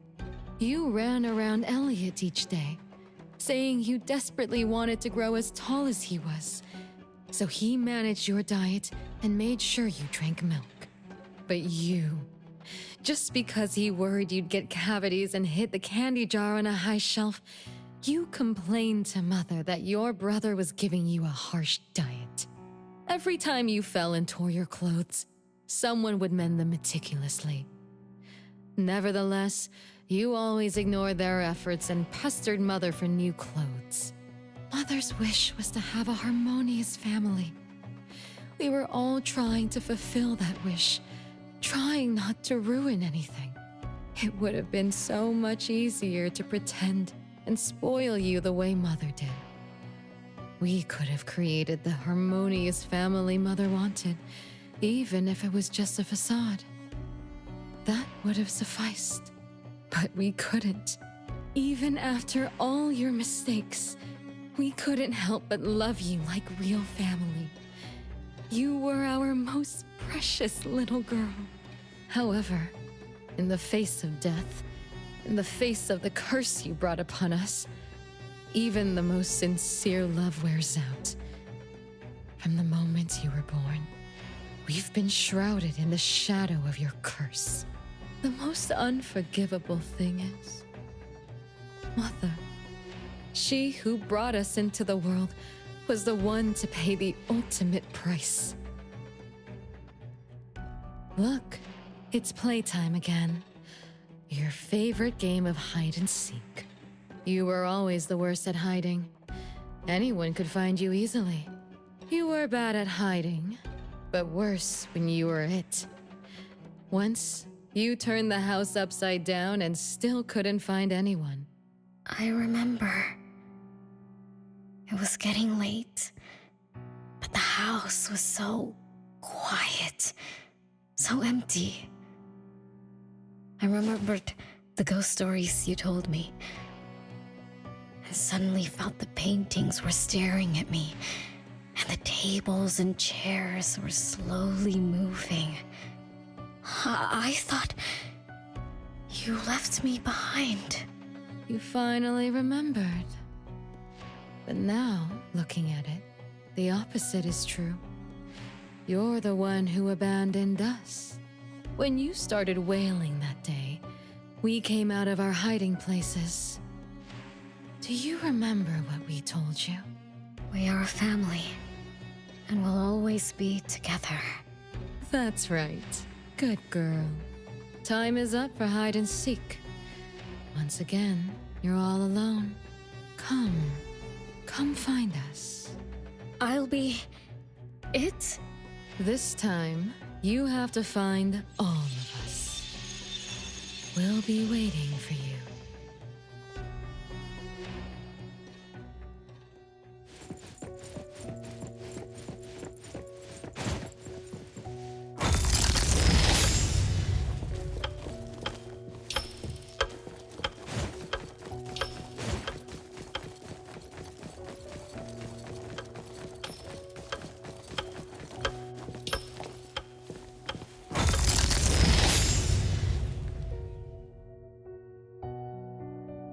It's a gift from Mom to all of us.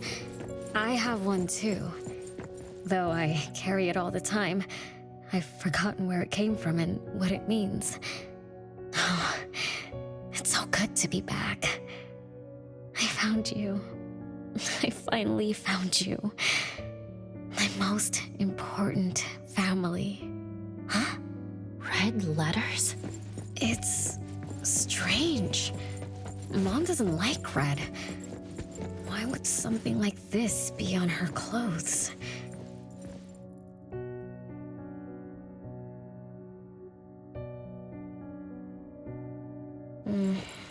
I'm still bothered by those red letters. Aren't they the first letters of names? If they are names, they do match with the voices we heard earlier. But that bright red, it's like a warning. I don't think Mom did this.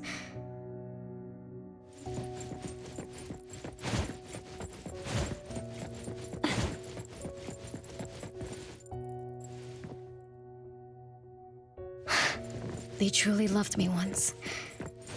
Which is why now they hate me so much. I understand. I'm sorry for making you go through so much in the past. I'm sorry I'm only learning this just now. But I'm grateful that I finally do. Big brothers and sisters, what can I do for you? I came back here because there was something I can do. Right?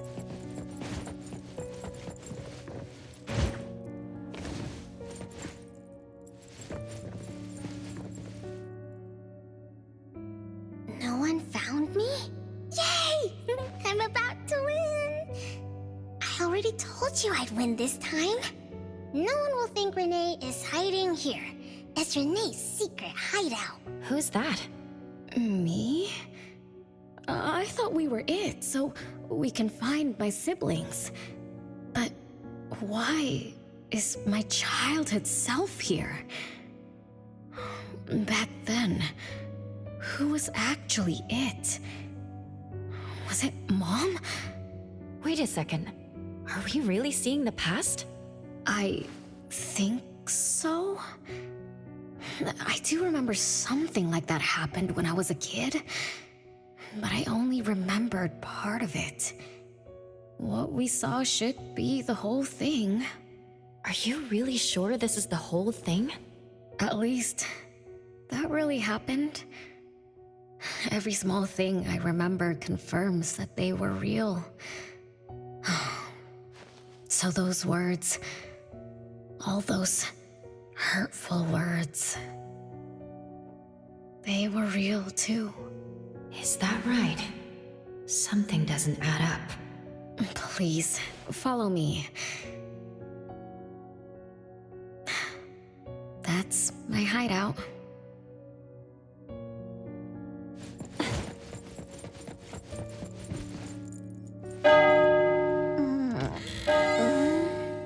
Oh, you found me. Am I the last one to be found? That means I almost won, right?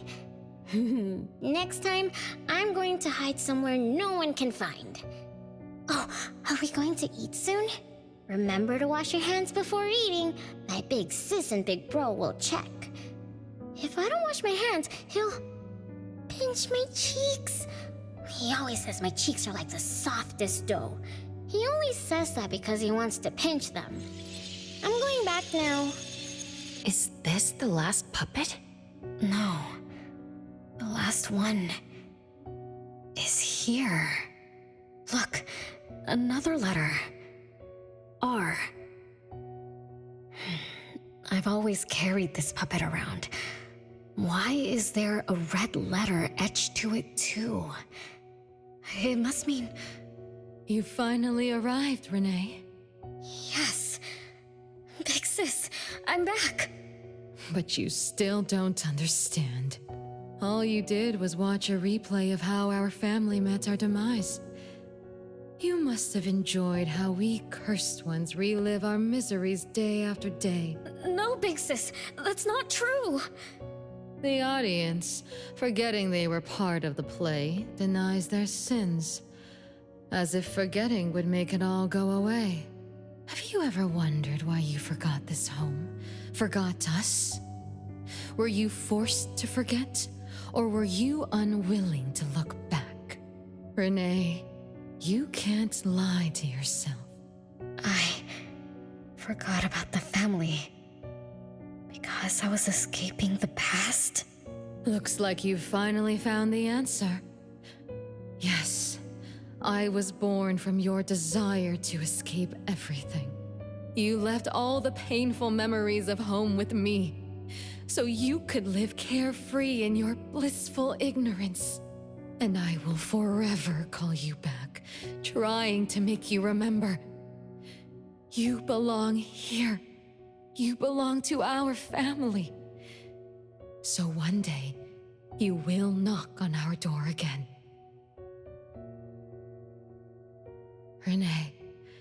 Renee, what feelings do you carry as you come home? Now that you remember what happened when we were children, now that you know of the curse you cast upon us, are you shaken? Do you even feel the slightest bit of guilt? You won't. You've always been selfish, greedy, and reckless. You betrayed the very purpose we were born to follow. To love Mother, to be with Mother, and exist only to fulfill her wishes. I'm so sorry. I'm so sorry. You shouldn't apologize to me. Have you ever thought about our mother?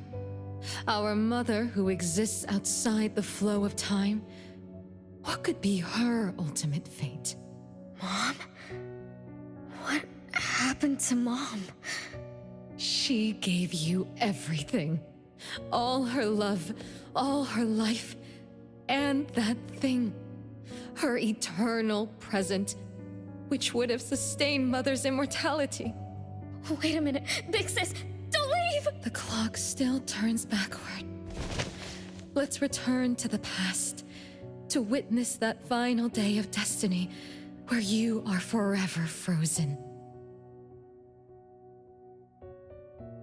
Come then, child of betrayal. I'll be waiting for you on the final stage. Yes. I betrayed this family. I lived in a daze. Left my family behind. Just to forget my own sins and escape from my endless guilt. That sin. An unforgivable betrayal. I lived for so long, without purpose. Until today. Renee? Look. This is the message my siblings left behind. I'm not just the cursed child. I also betrayed this home. Betrayed everyone. Betrayed Mom. But my family is still calling out to me. I still have a chance, right? If only I could go back to the past. Back to that last day at home. There's only 2 hours left. I need to find a solution soon. I should talk to Renee about what just happened. 7 o'clock. Time for dinner. Renee, wait. Where are you going to? Oh, hurry. The food's getting cold. Food getting cold? I can't keep Mom waiting for too long. I can't make her sad. Renee? That is not allowed. Absolutely not. I can't get to Renee. She's completely lost in the past. Let me organize the clues I've gathered so far. Could the curse in this family be the rule-based anomaly that attacks Renee every night? After all, Renee and her siblings likely aren't entities that abide by the laws of nature. It does make sense to be targeted for that reason. But if that's the case, why does the anomaly only appear when Renee wakes up? Shouldn't the anomaly that enforces the laws of nature have appeared with the first child? Can we really trust this, Bella? Something's not right. Also, why does the puppet Renee carries also have a red letter on it? Are these things caused by the anomalous realm? Or perhaps someone, an Esper, orchestrated all of this. Is that Bella really a shadow from the past? Anyway, I should catch up with Renee.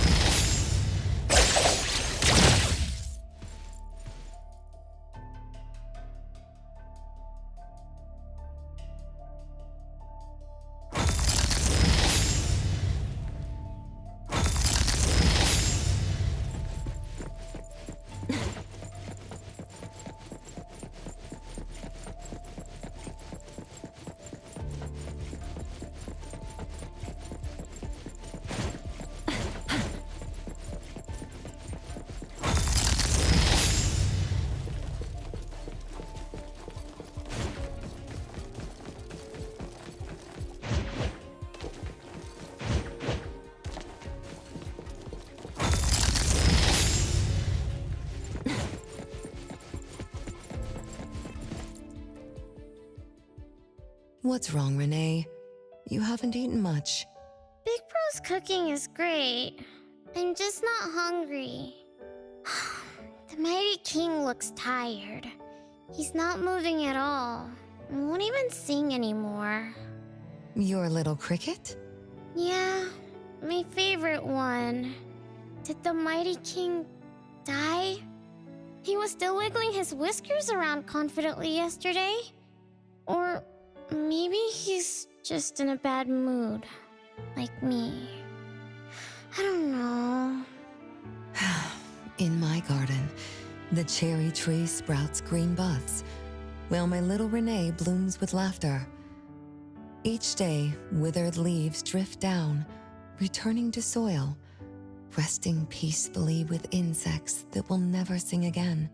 Such is life, a circle without end. Don't be sad. You'll catch new crickets with shinier shells and better songs. But I want to play with the Mighty King. He's been with me for a long, long time. Is there anything after death? Will we die too? I know. It's a world where you're all alone. No mommy, no big brothers or sisters. Just a world that's always dark. That sounds scary. I don't wanna... Scary? You're funny, Renee. Can't move, can't hear, can't see. That's no different from when we were sleeping in our wooden boxes. Dying isn't that big of a deal. Being alive is much better. I want to be with Mom and everyone forever. Appraiser, you're here. Wasn't I immature back then? My time with my family was running out. Mom had to witness my siblings enter the final countdown. Yet she still had to answer questions like that. Mom, who loved us deeply, must have been terrified of losing us, too. Appraiser, could we go see her? I just need to see her a bit more.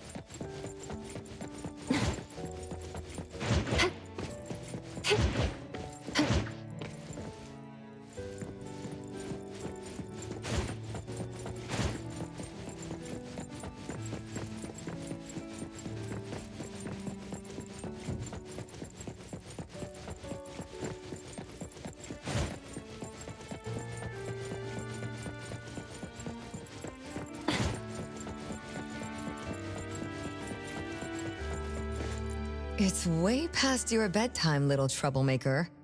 I can't sleep. Oh, still feeling sad about the Mighty King? Bella told me I'd feel better if I cry. She said that kids like me just needed to cry, get a good night's sleep. Then all trouble will disappear by tomorrow. She said that no matter how sad she felt, she could never cry. So she was jealous that I could. Why can't Bella ever cry? Mama is the same. Huh? Why? Is it because you were grown-ups? Because grown-ups are strong? Mom and Sis work so hard for every chore in the house. I want to grow up soon to help you. I'll grow as tall as Mom wants. Oh, if you want to grow tall soon, you can't be picky about food. No, I don't want to eat green peas. All right now, Mama will tell you a story and put you to bed. You'll grow fast as long as you sleep, okay? Are you continuing yesterday's story? No, tonight I'm telling you a story that no one has ever heard before. Once upon a time, There was a carpenter living in the royal city. Her skill was beyond compare. People said she had the magic to breathe life into wood. If she wanted to, those lifelike puppets she created could become alive. The old carpenter loved crafting, but she was facing a most difficult challenge. As she grew older, her eyesight was no longer as sharp, and her hand that held the carving knife wouldn't stay still. Could that be the end?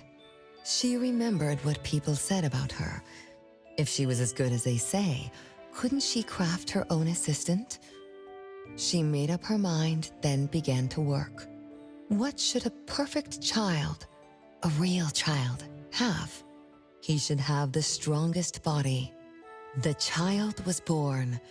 He was sturdy yet nimble, and once his spring is sprung, he could run 2 laps in the royal city with no one able to keep up.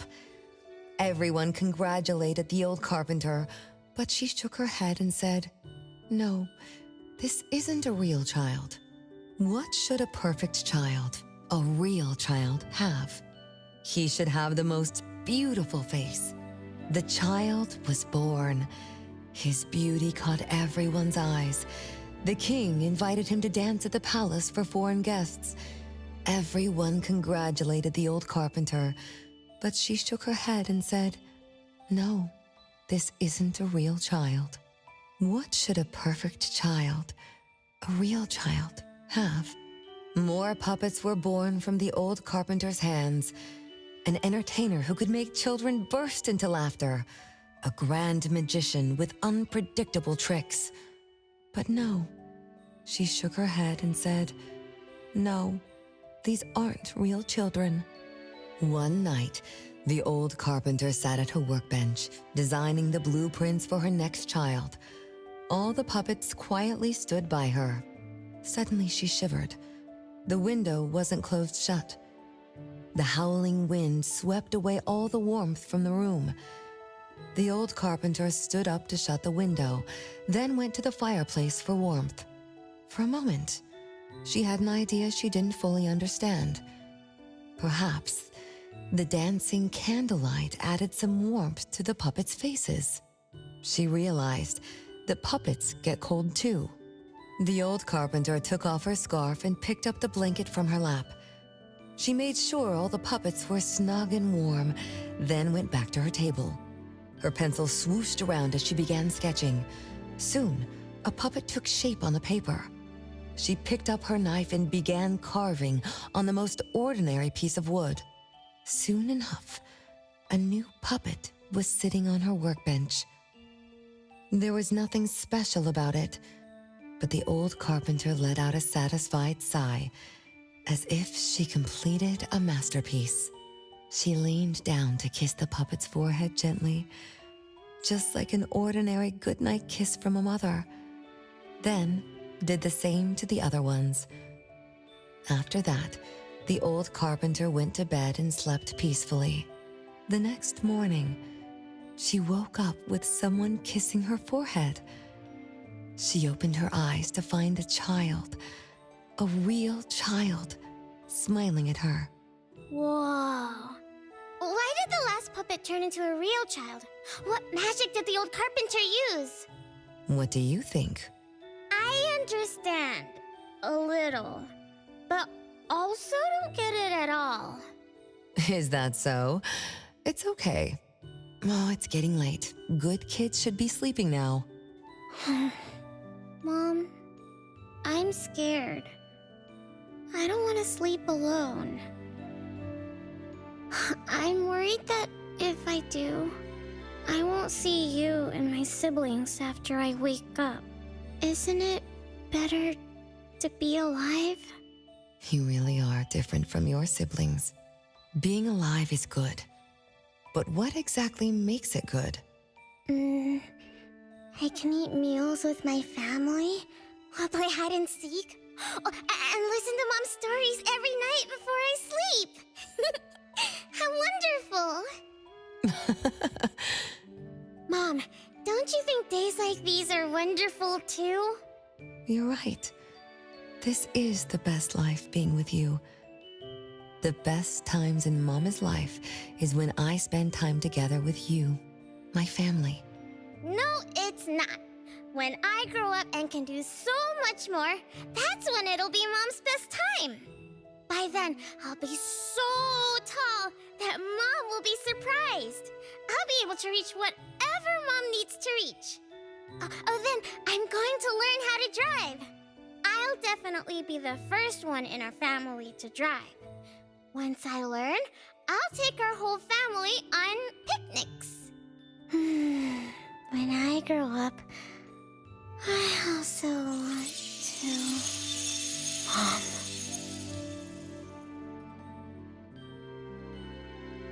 Live. Live forever and ever. Do you remember now? That most selfish and greedy wish you made to our mother. With our death sentence, we should have turned back into puppets over 50 years ago. Have you ever wondered why you've been able to escape the debt collector until today? That's the secret that granted eternal life. The secret that froze Mother's body and soul at that very moment. And the price she paid for this eternal moment. Exiling herself out of the mortal world, living without worry or care, without joy or sorrow, without thought or feeling. She should have been enjoying her unmoving life, and we should have been nothing but puppets she made on a whim, with the sole purpose to serve as her children. All we had to do was live under Mother's roof, love her, be loyal to her, and fulfill all her wishes. It should have been that way, even when faced with the registry, faced with the curse you invited. All we could do was to give everything we got and do our best to fulfill our mission until the countdown ends. But what about you? You endlessly sought for Mother's attention, affection, and everything she could possibly give. Now tell me, on that final night, what did you wish from Mother? I told her I wanted to grow up fast. That's right, honest child. And then? So, Mom gave it to me. Her eternal present. No, it shouldn't be like this. I didn't know. What have I done? Renee, it's not like that. Yes, the eternal present that should have protected Mother is now in your eyes. You didn't just betray us, but also the person who loved you most. So tell me, how does that make you feel? Guilt? Regret? But you don't need to apologize to me. We'll forgive you, and Mother will still love you. You're still our adorable little one, our innocent troublemaker. Forgive me? I can still earn your forgiveness? And Mom will also? Yes. As long as you give up the eternal present, cleanse yourself of your greed for life, we will forgive you for the sins you committed. Come, Renee, my sister. Come to us. We're all waiting on the other side to reunite with you, never to be separated again. Don't listen to her!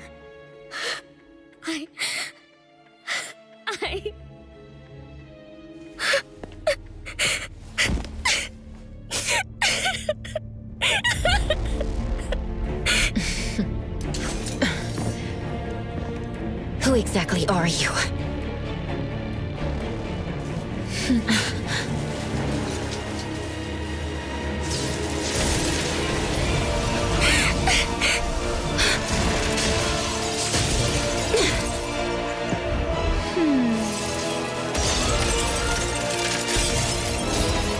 Watch out!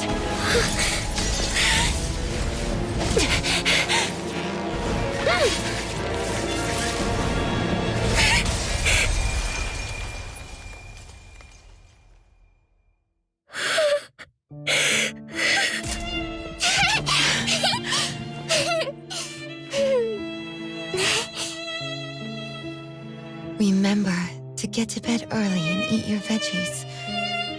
My little petal needs to grow up healthy and happy. Don't forget Mama after you grow up, okay? What is life? Promise me you'll find the answer for me, okay? Where are you going?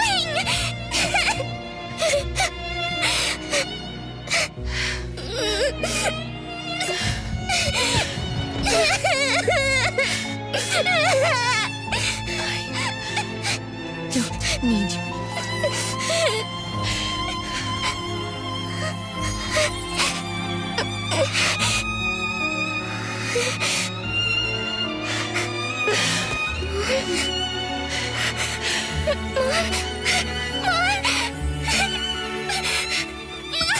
Don't go!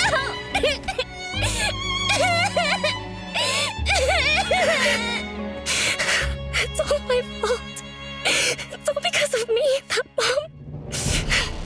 No. No. I don't want this. See?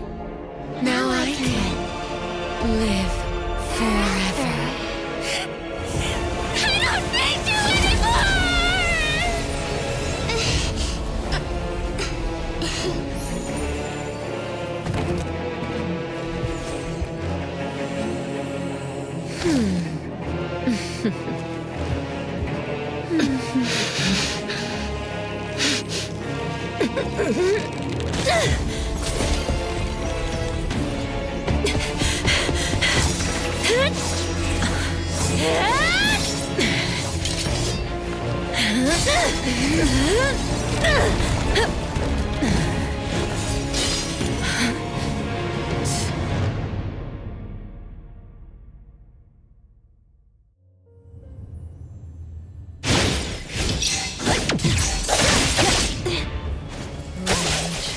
Hatred, resentment, fierce emotions, as if engulfed in flames. Careful.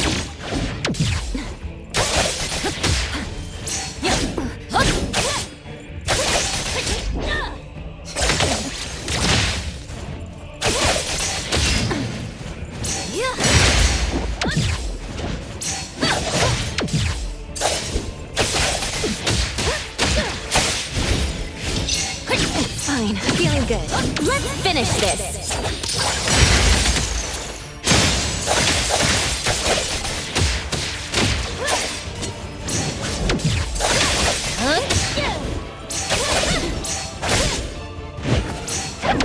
Not too difficult. Great.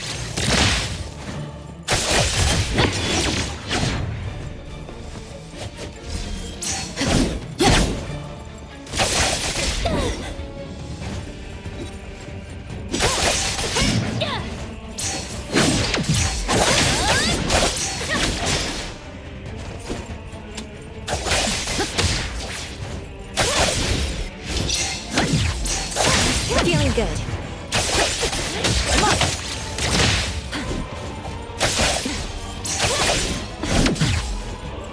Bait, splinter, and fracture!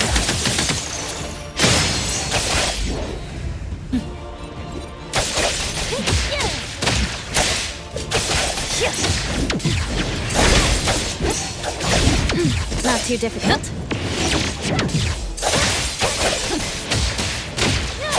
Great.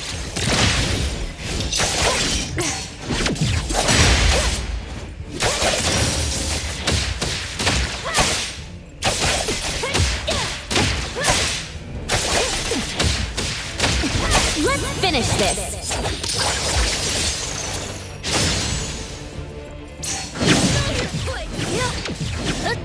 Feeling good. Stronger than I expected. Let me show you something.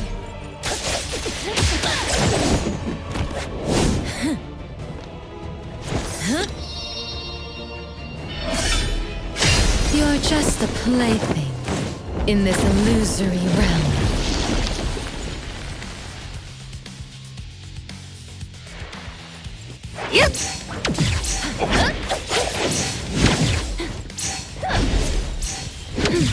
too difficult.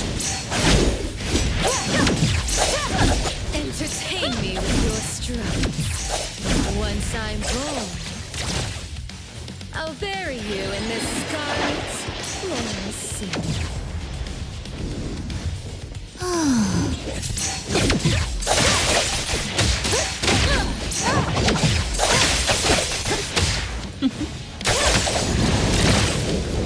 I'm feeling good.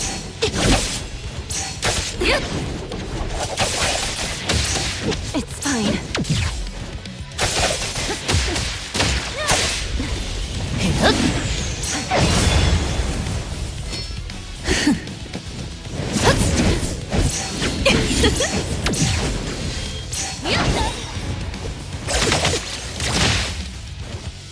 Big splinter and fracture.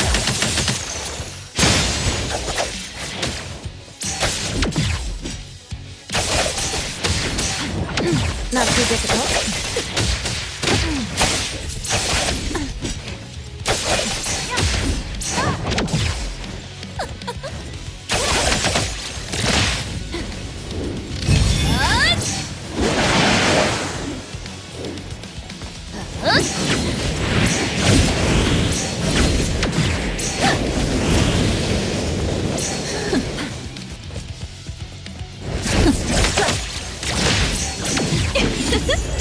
Be careful.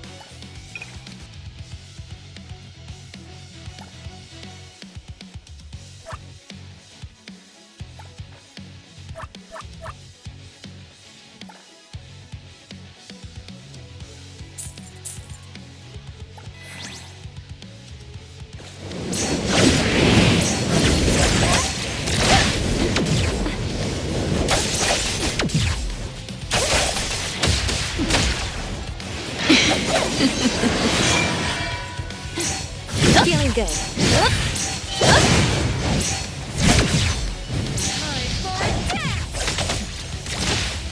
Let's finish this.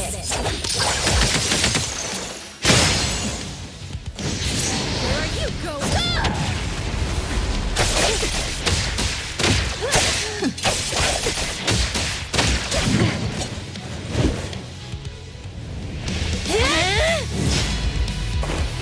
You. I won't let you do this! Such arrogance!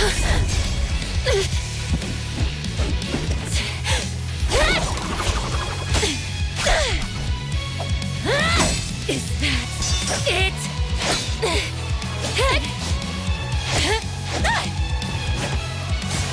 Come again! As you wish! Interesting. Unfortunately, this is the end! Cower before me!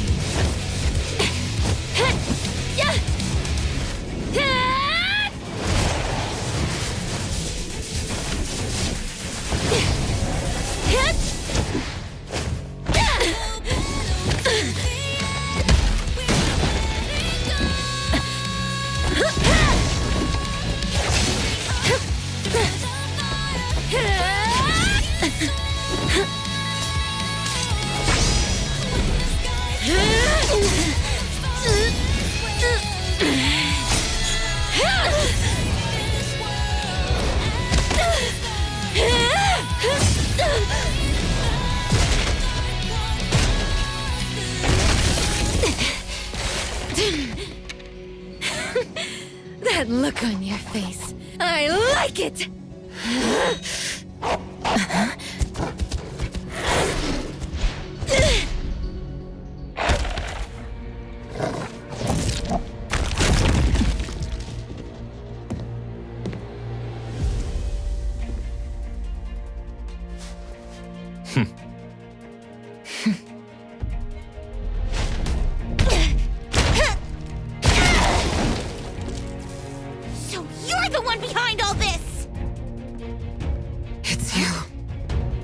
All at once? Tick-tock, tick-tock. Aren't you running out of time?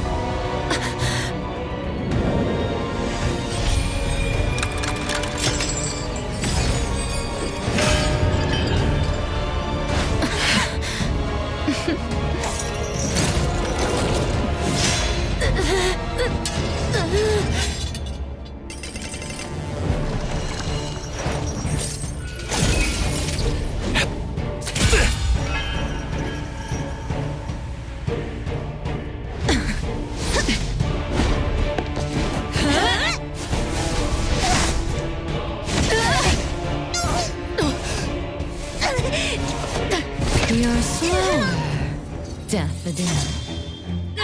Is this little cutie distracting you?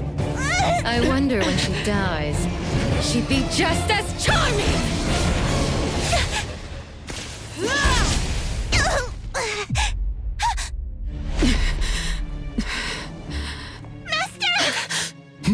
How nostalgic, sister. Sanko. We'll meet again. Just so you know, Mother misses you too.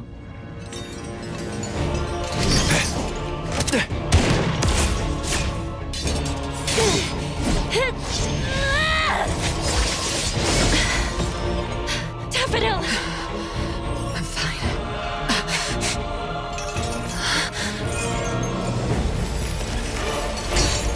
It's not over yet.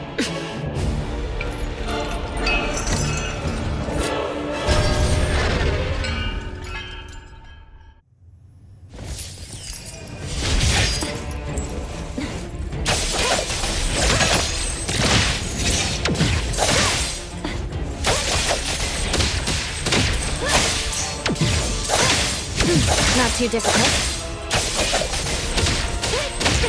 Time for a change!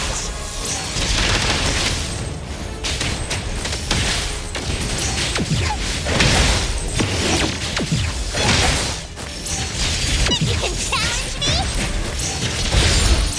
Wait, here I go!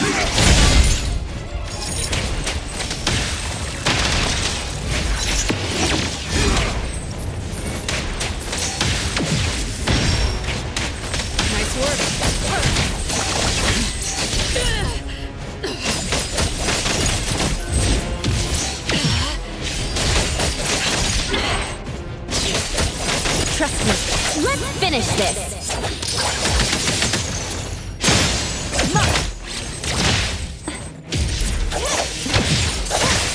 Be careful.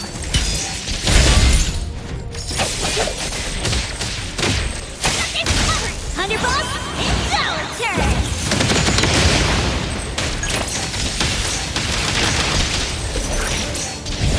Hitting from behind!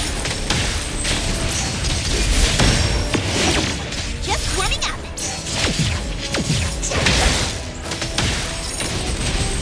Can't touch this! Watch me down! Okay, then break! Let's finish this. Predictable. Thousand eyes, awaken! Trust me.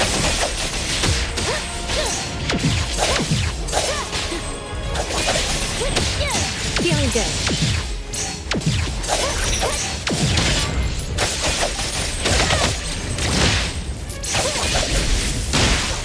Everyone, follow my command!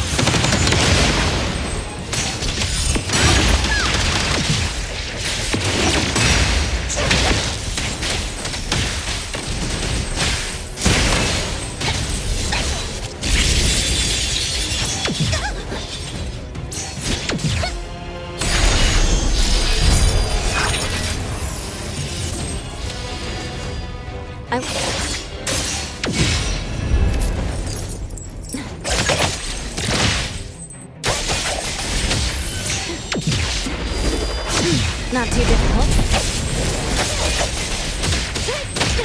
Let's finish this.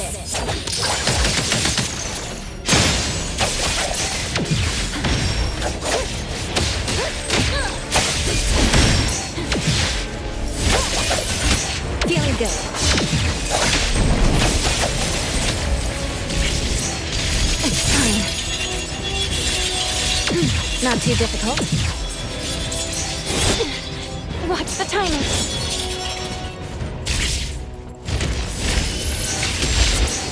Feeling good.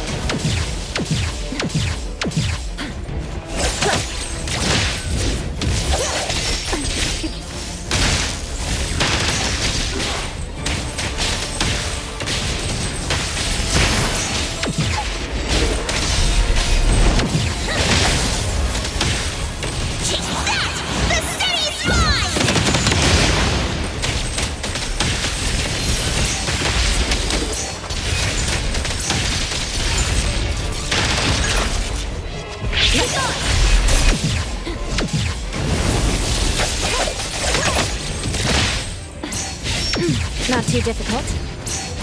Fine. Fate, splinter, and fracture! Here I am. Nowhere to hide. Trust me.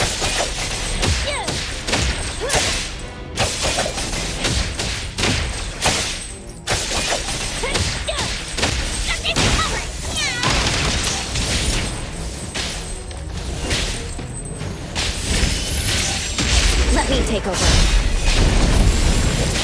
Come on.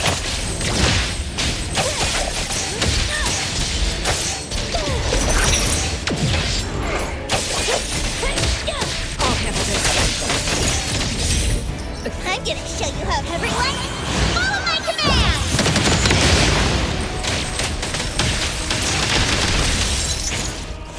Is everyone okay?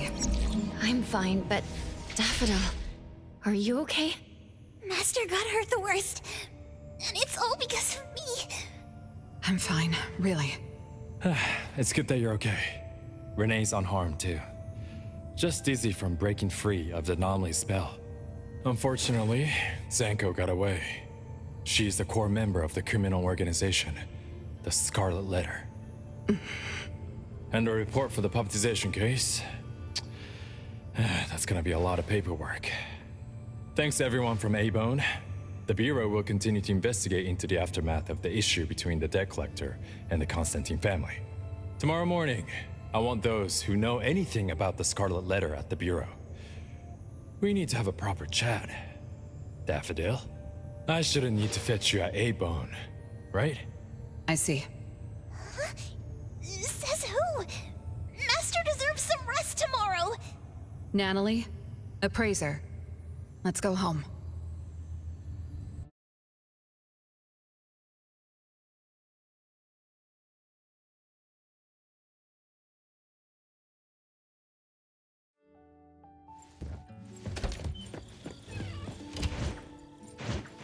Perfect angle. How are your wounds? You should rest earlier tonight. It'll be fine soon. And how are you? Are you okay? Her Esper ability can affect people's minds through auditory and visual hallucinations. I see. So all the stuff Renee and I saw were illusions layered on top of the debt collector's anomalous realm. Or rather, an illusory world tailor-made to her understanding of Renee, after thoroughly excavating Renee's thoughts and feelings. In other words, Zanko used her Esper ability to alter the family's history, making Renee believe she was responsible for her family's deaths, leading her to voluntarily give up her eternal present. The eternal present probably requires the owner's verbal consent before it can detach itself. An anomaly that can grant its host immortality must be incredibly rare. The Scarlet Letter has acquired more than one rare anomaly. The incident at the Abisu auction was also their doing. With these reckless hits, it's like the Scarlet Letter is announcing their arrival at Hetero. This is just what their leader, Madame T, will do to demonstrate her superiority. Madame T? Is she the mother Zanko spoke of? When she said, "Mother misses you too," could it be... I should have killed her back then. So Zanko used Scarlet Letters to spell betrayer. She could be considered my adoptive mother. I don't deny that she gave me the first home I knew of. It's true. I was once a member of the Scarlet Letter. No wonder Chaos spoke like that. He must have known that Daffodil was a member of the Scarlet Letter, the criminal organization he's pursuing. So Zanko went through all this trouble just to get the Bureau's attention? Hey, what matters now is that you're Daffodil from the A-Bone Antique Shop. Thank you. You're a good person. It's getting late. Good night, Appraiser.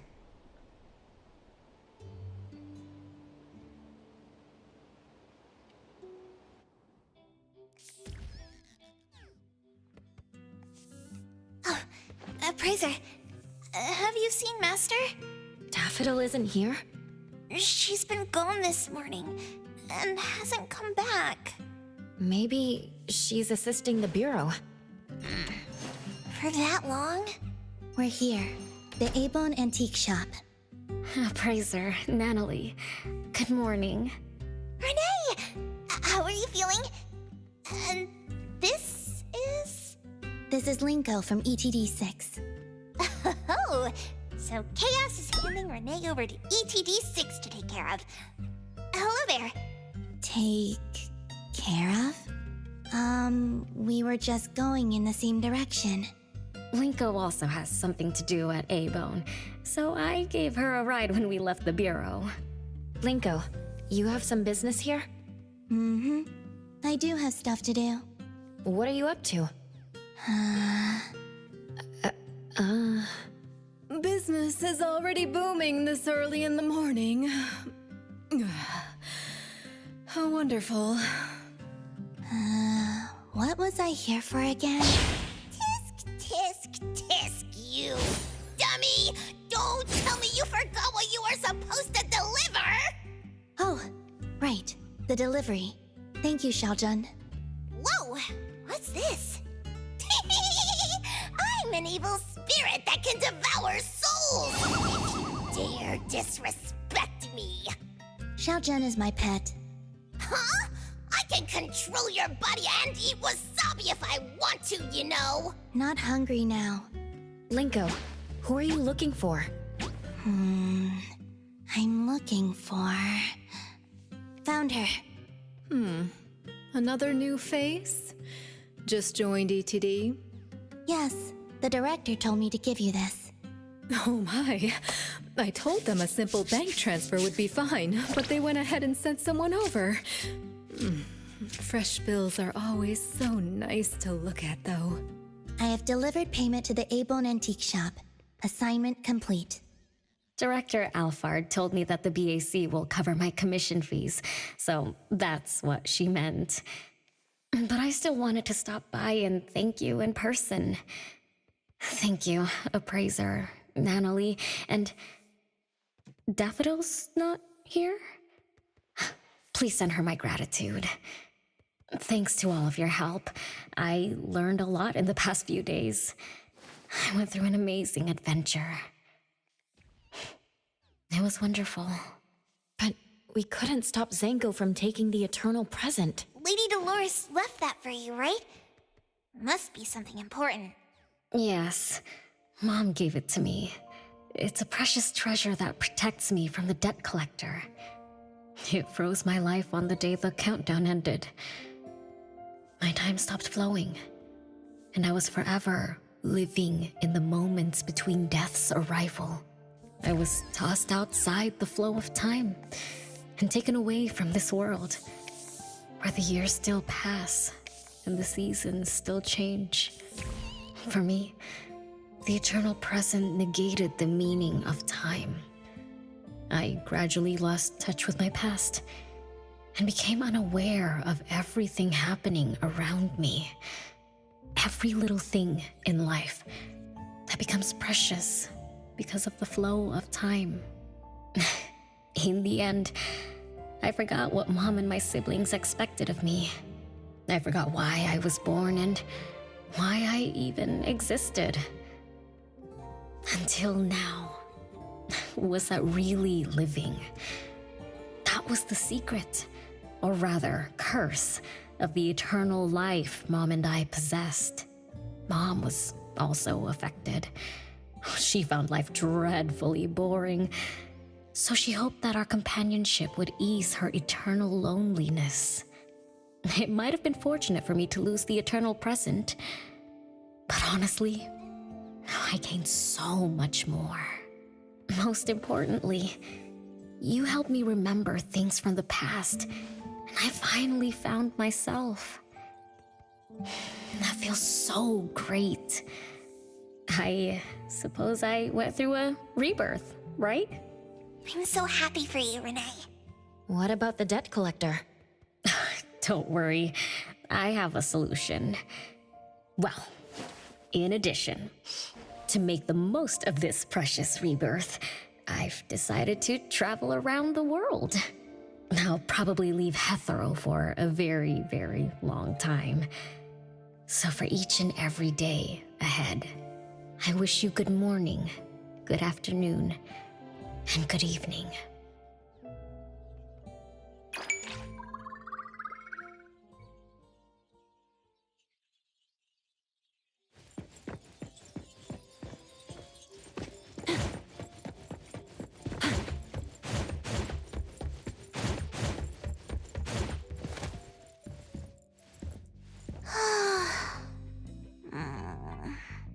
Annalie, is she okay?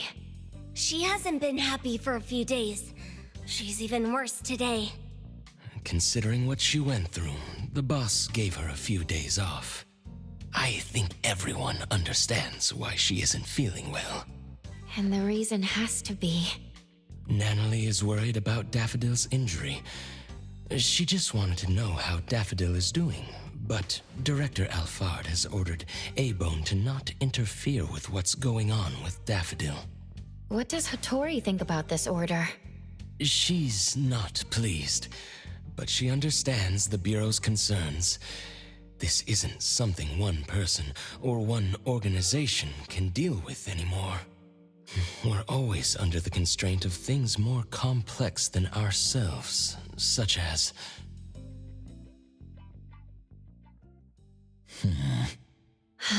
Annalie must be worried out of her mind. The master she loves became someone she didn't know, got injured, and even disappeared.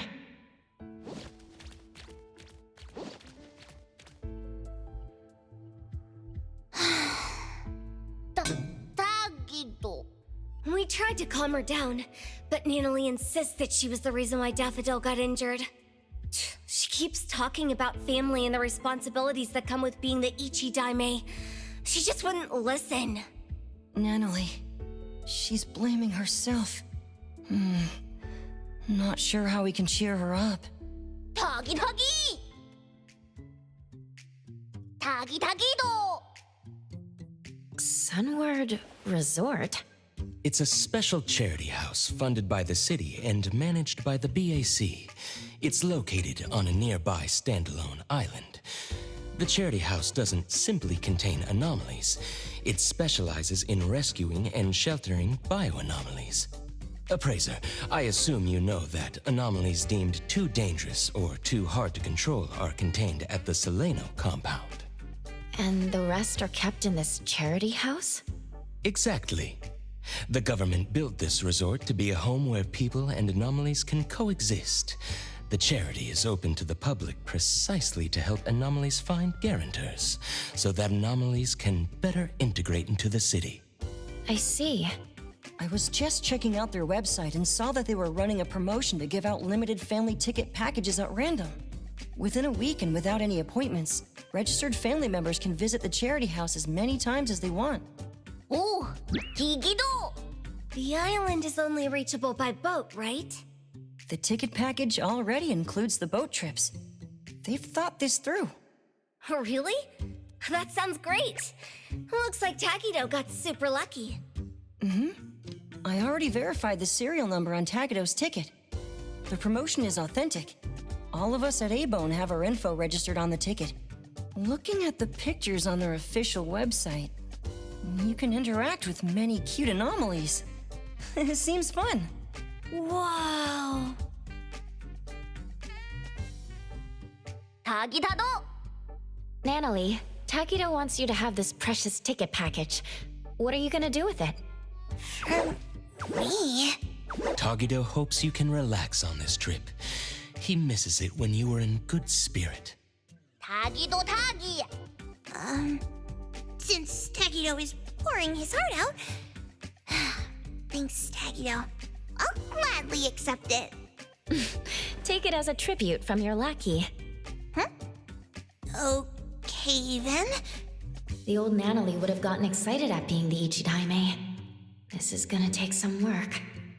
Don't worry. Daffodil is tougher than we know. I'm sure she's fine and she'll return to us in no time. Since you got the ticket package and you're off duty, why don't you leave now? Appraiser, can you go to the resort with Nanalie? I need to sort out a few things with the boss. We really wish we could join you, but we're still wrapping up a commission. I didn't say I wanted to go. Since Nanalie is off duty, someone else has to work more. Tagido! Nanalie, you can help us by having fun there. Stop with the sighs. Abone is getting gloomy. Okay, fine. I'll make sure the appraiser shares a lot of photos with you. Consider it done. Take care. Have fun.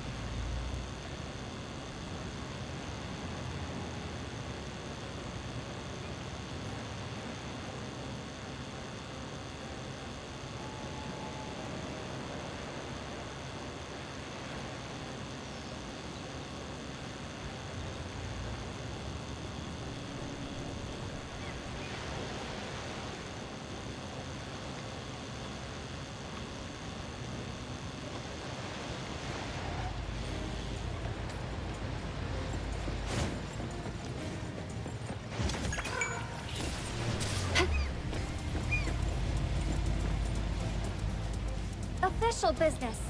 We need your cooperation. Glad I could help.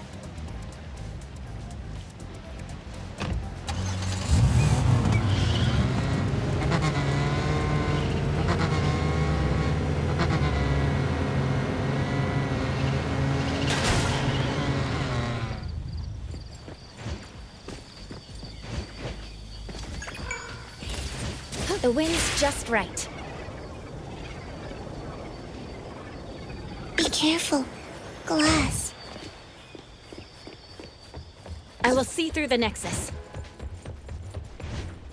Hello there. What can I do to help you? We want to pay a visit to the Sunward Resort on the island. A ticket package for the resort? How lucky! Everyone in my family went for the draw, but no one got it. Never thought so many people tried. A lot of effort went into the promotion. I heard a famous philanthropist, Inanna, was the sponsor. Oh, I know her. She also sponsored the TV show we were watching. She's got a good eye for these things. I wonder when she'd sponsor Abone. All right, your ticket is validated. You can enter the dockyard's waiting zone this way. Please pay attention to the boat's departing time. You can find further notices about touring on Sunward Island here. I hope you have a great time. Thank you.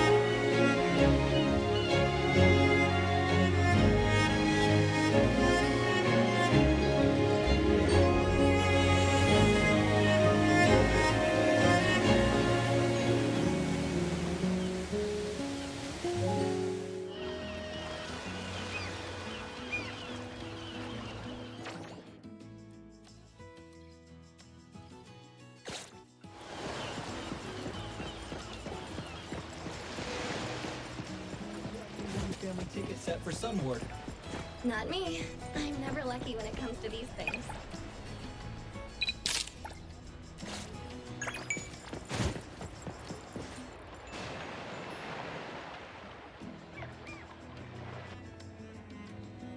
Greetings. On behalf of the Sunward Resort, I sincerely thank you for visiting the island. My name is Eroy. I'm in charge of taking care of you today. It's a 10-minute walk to the resort. Don't worry, you won't be bored. The natural scenery of the island is mesmerizing, and there are special anomalies to guide you. Today, you will be guided by cute fluffies. Fluff, fluff.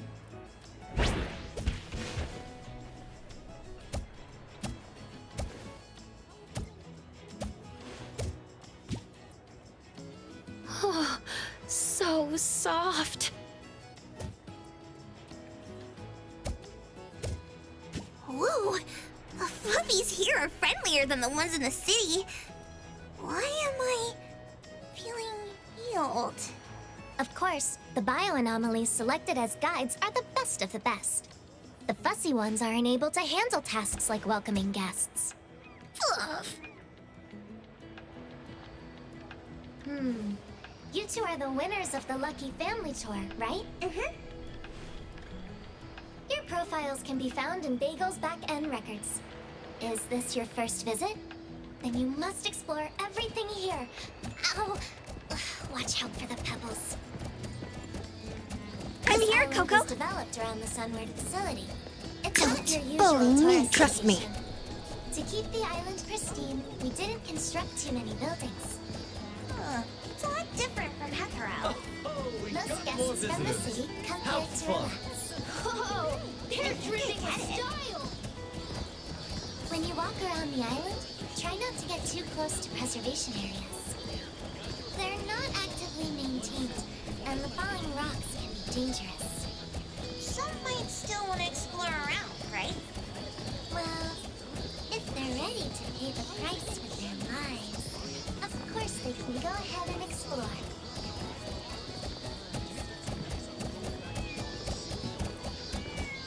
When anomalies lose their way or get themselves in danger, we hire hunters to help them.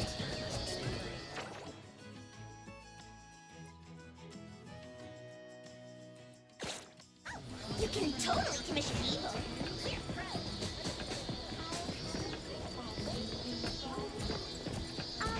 The wind's just right. Staff members of Sunward mostly live on the island. Their family can live here too.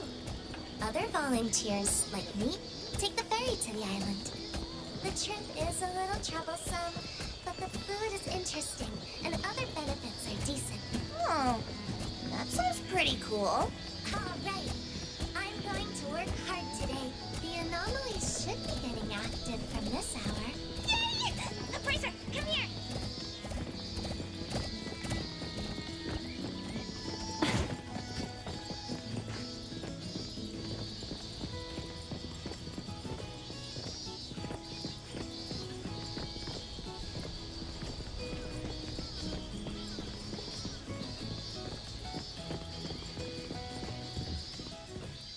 Welcome to the Sunward Resort. Hope you have a great day.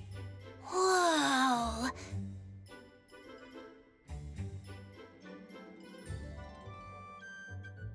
No need to worry. All the anomalies here pass the BAC's safety evals. They're not a menace to common citizens. Strolling around like this helps them feel free. Oi, Danzaburo, Misty!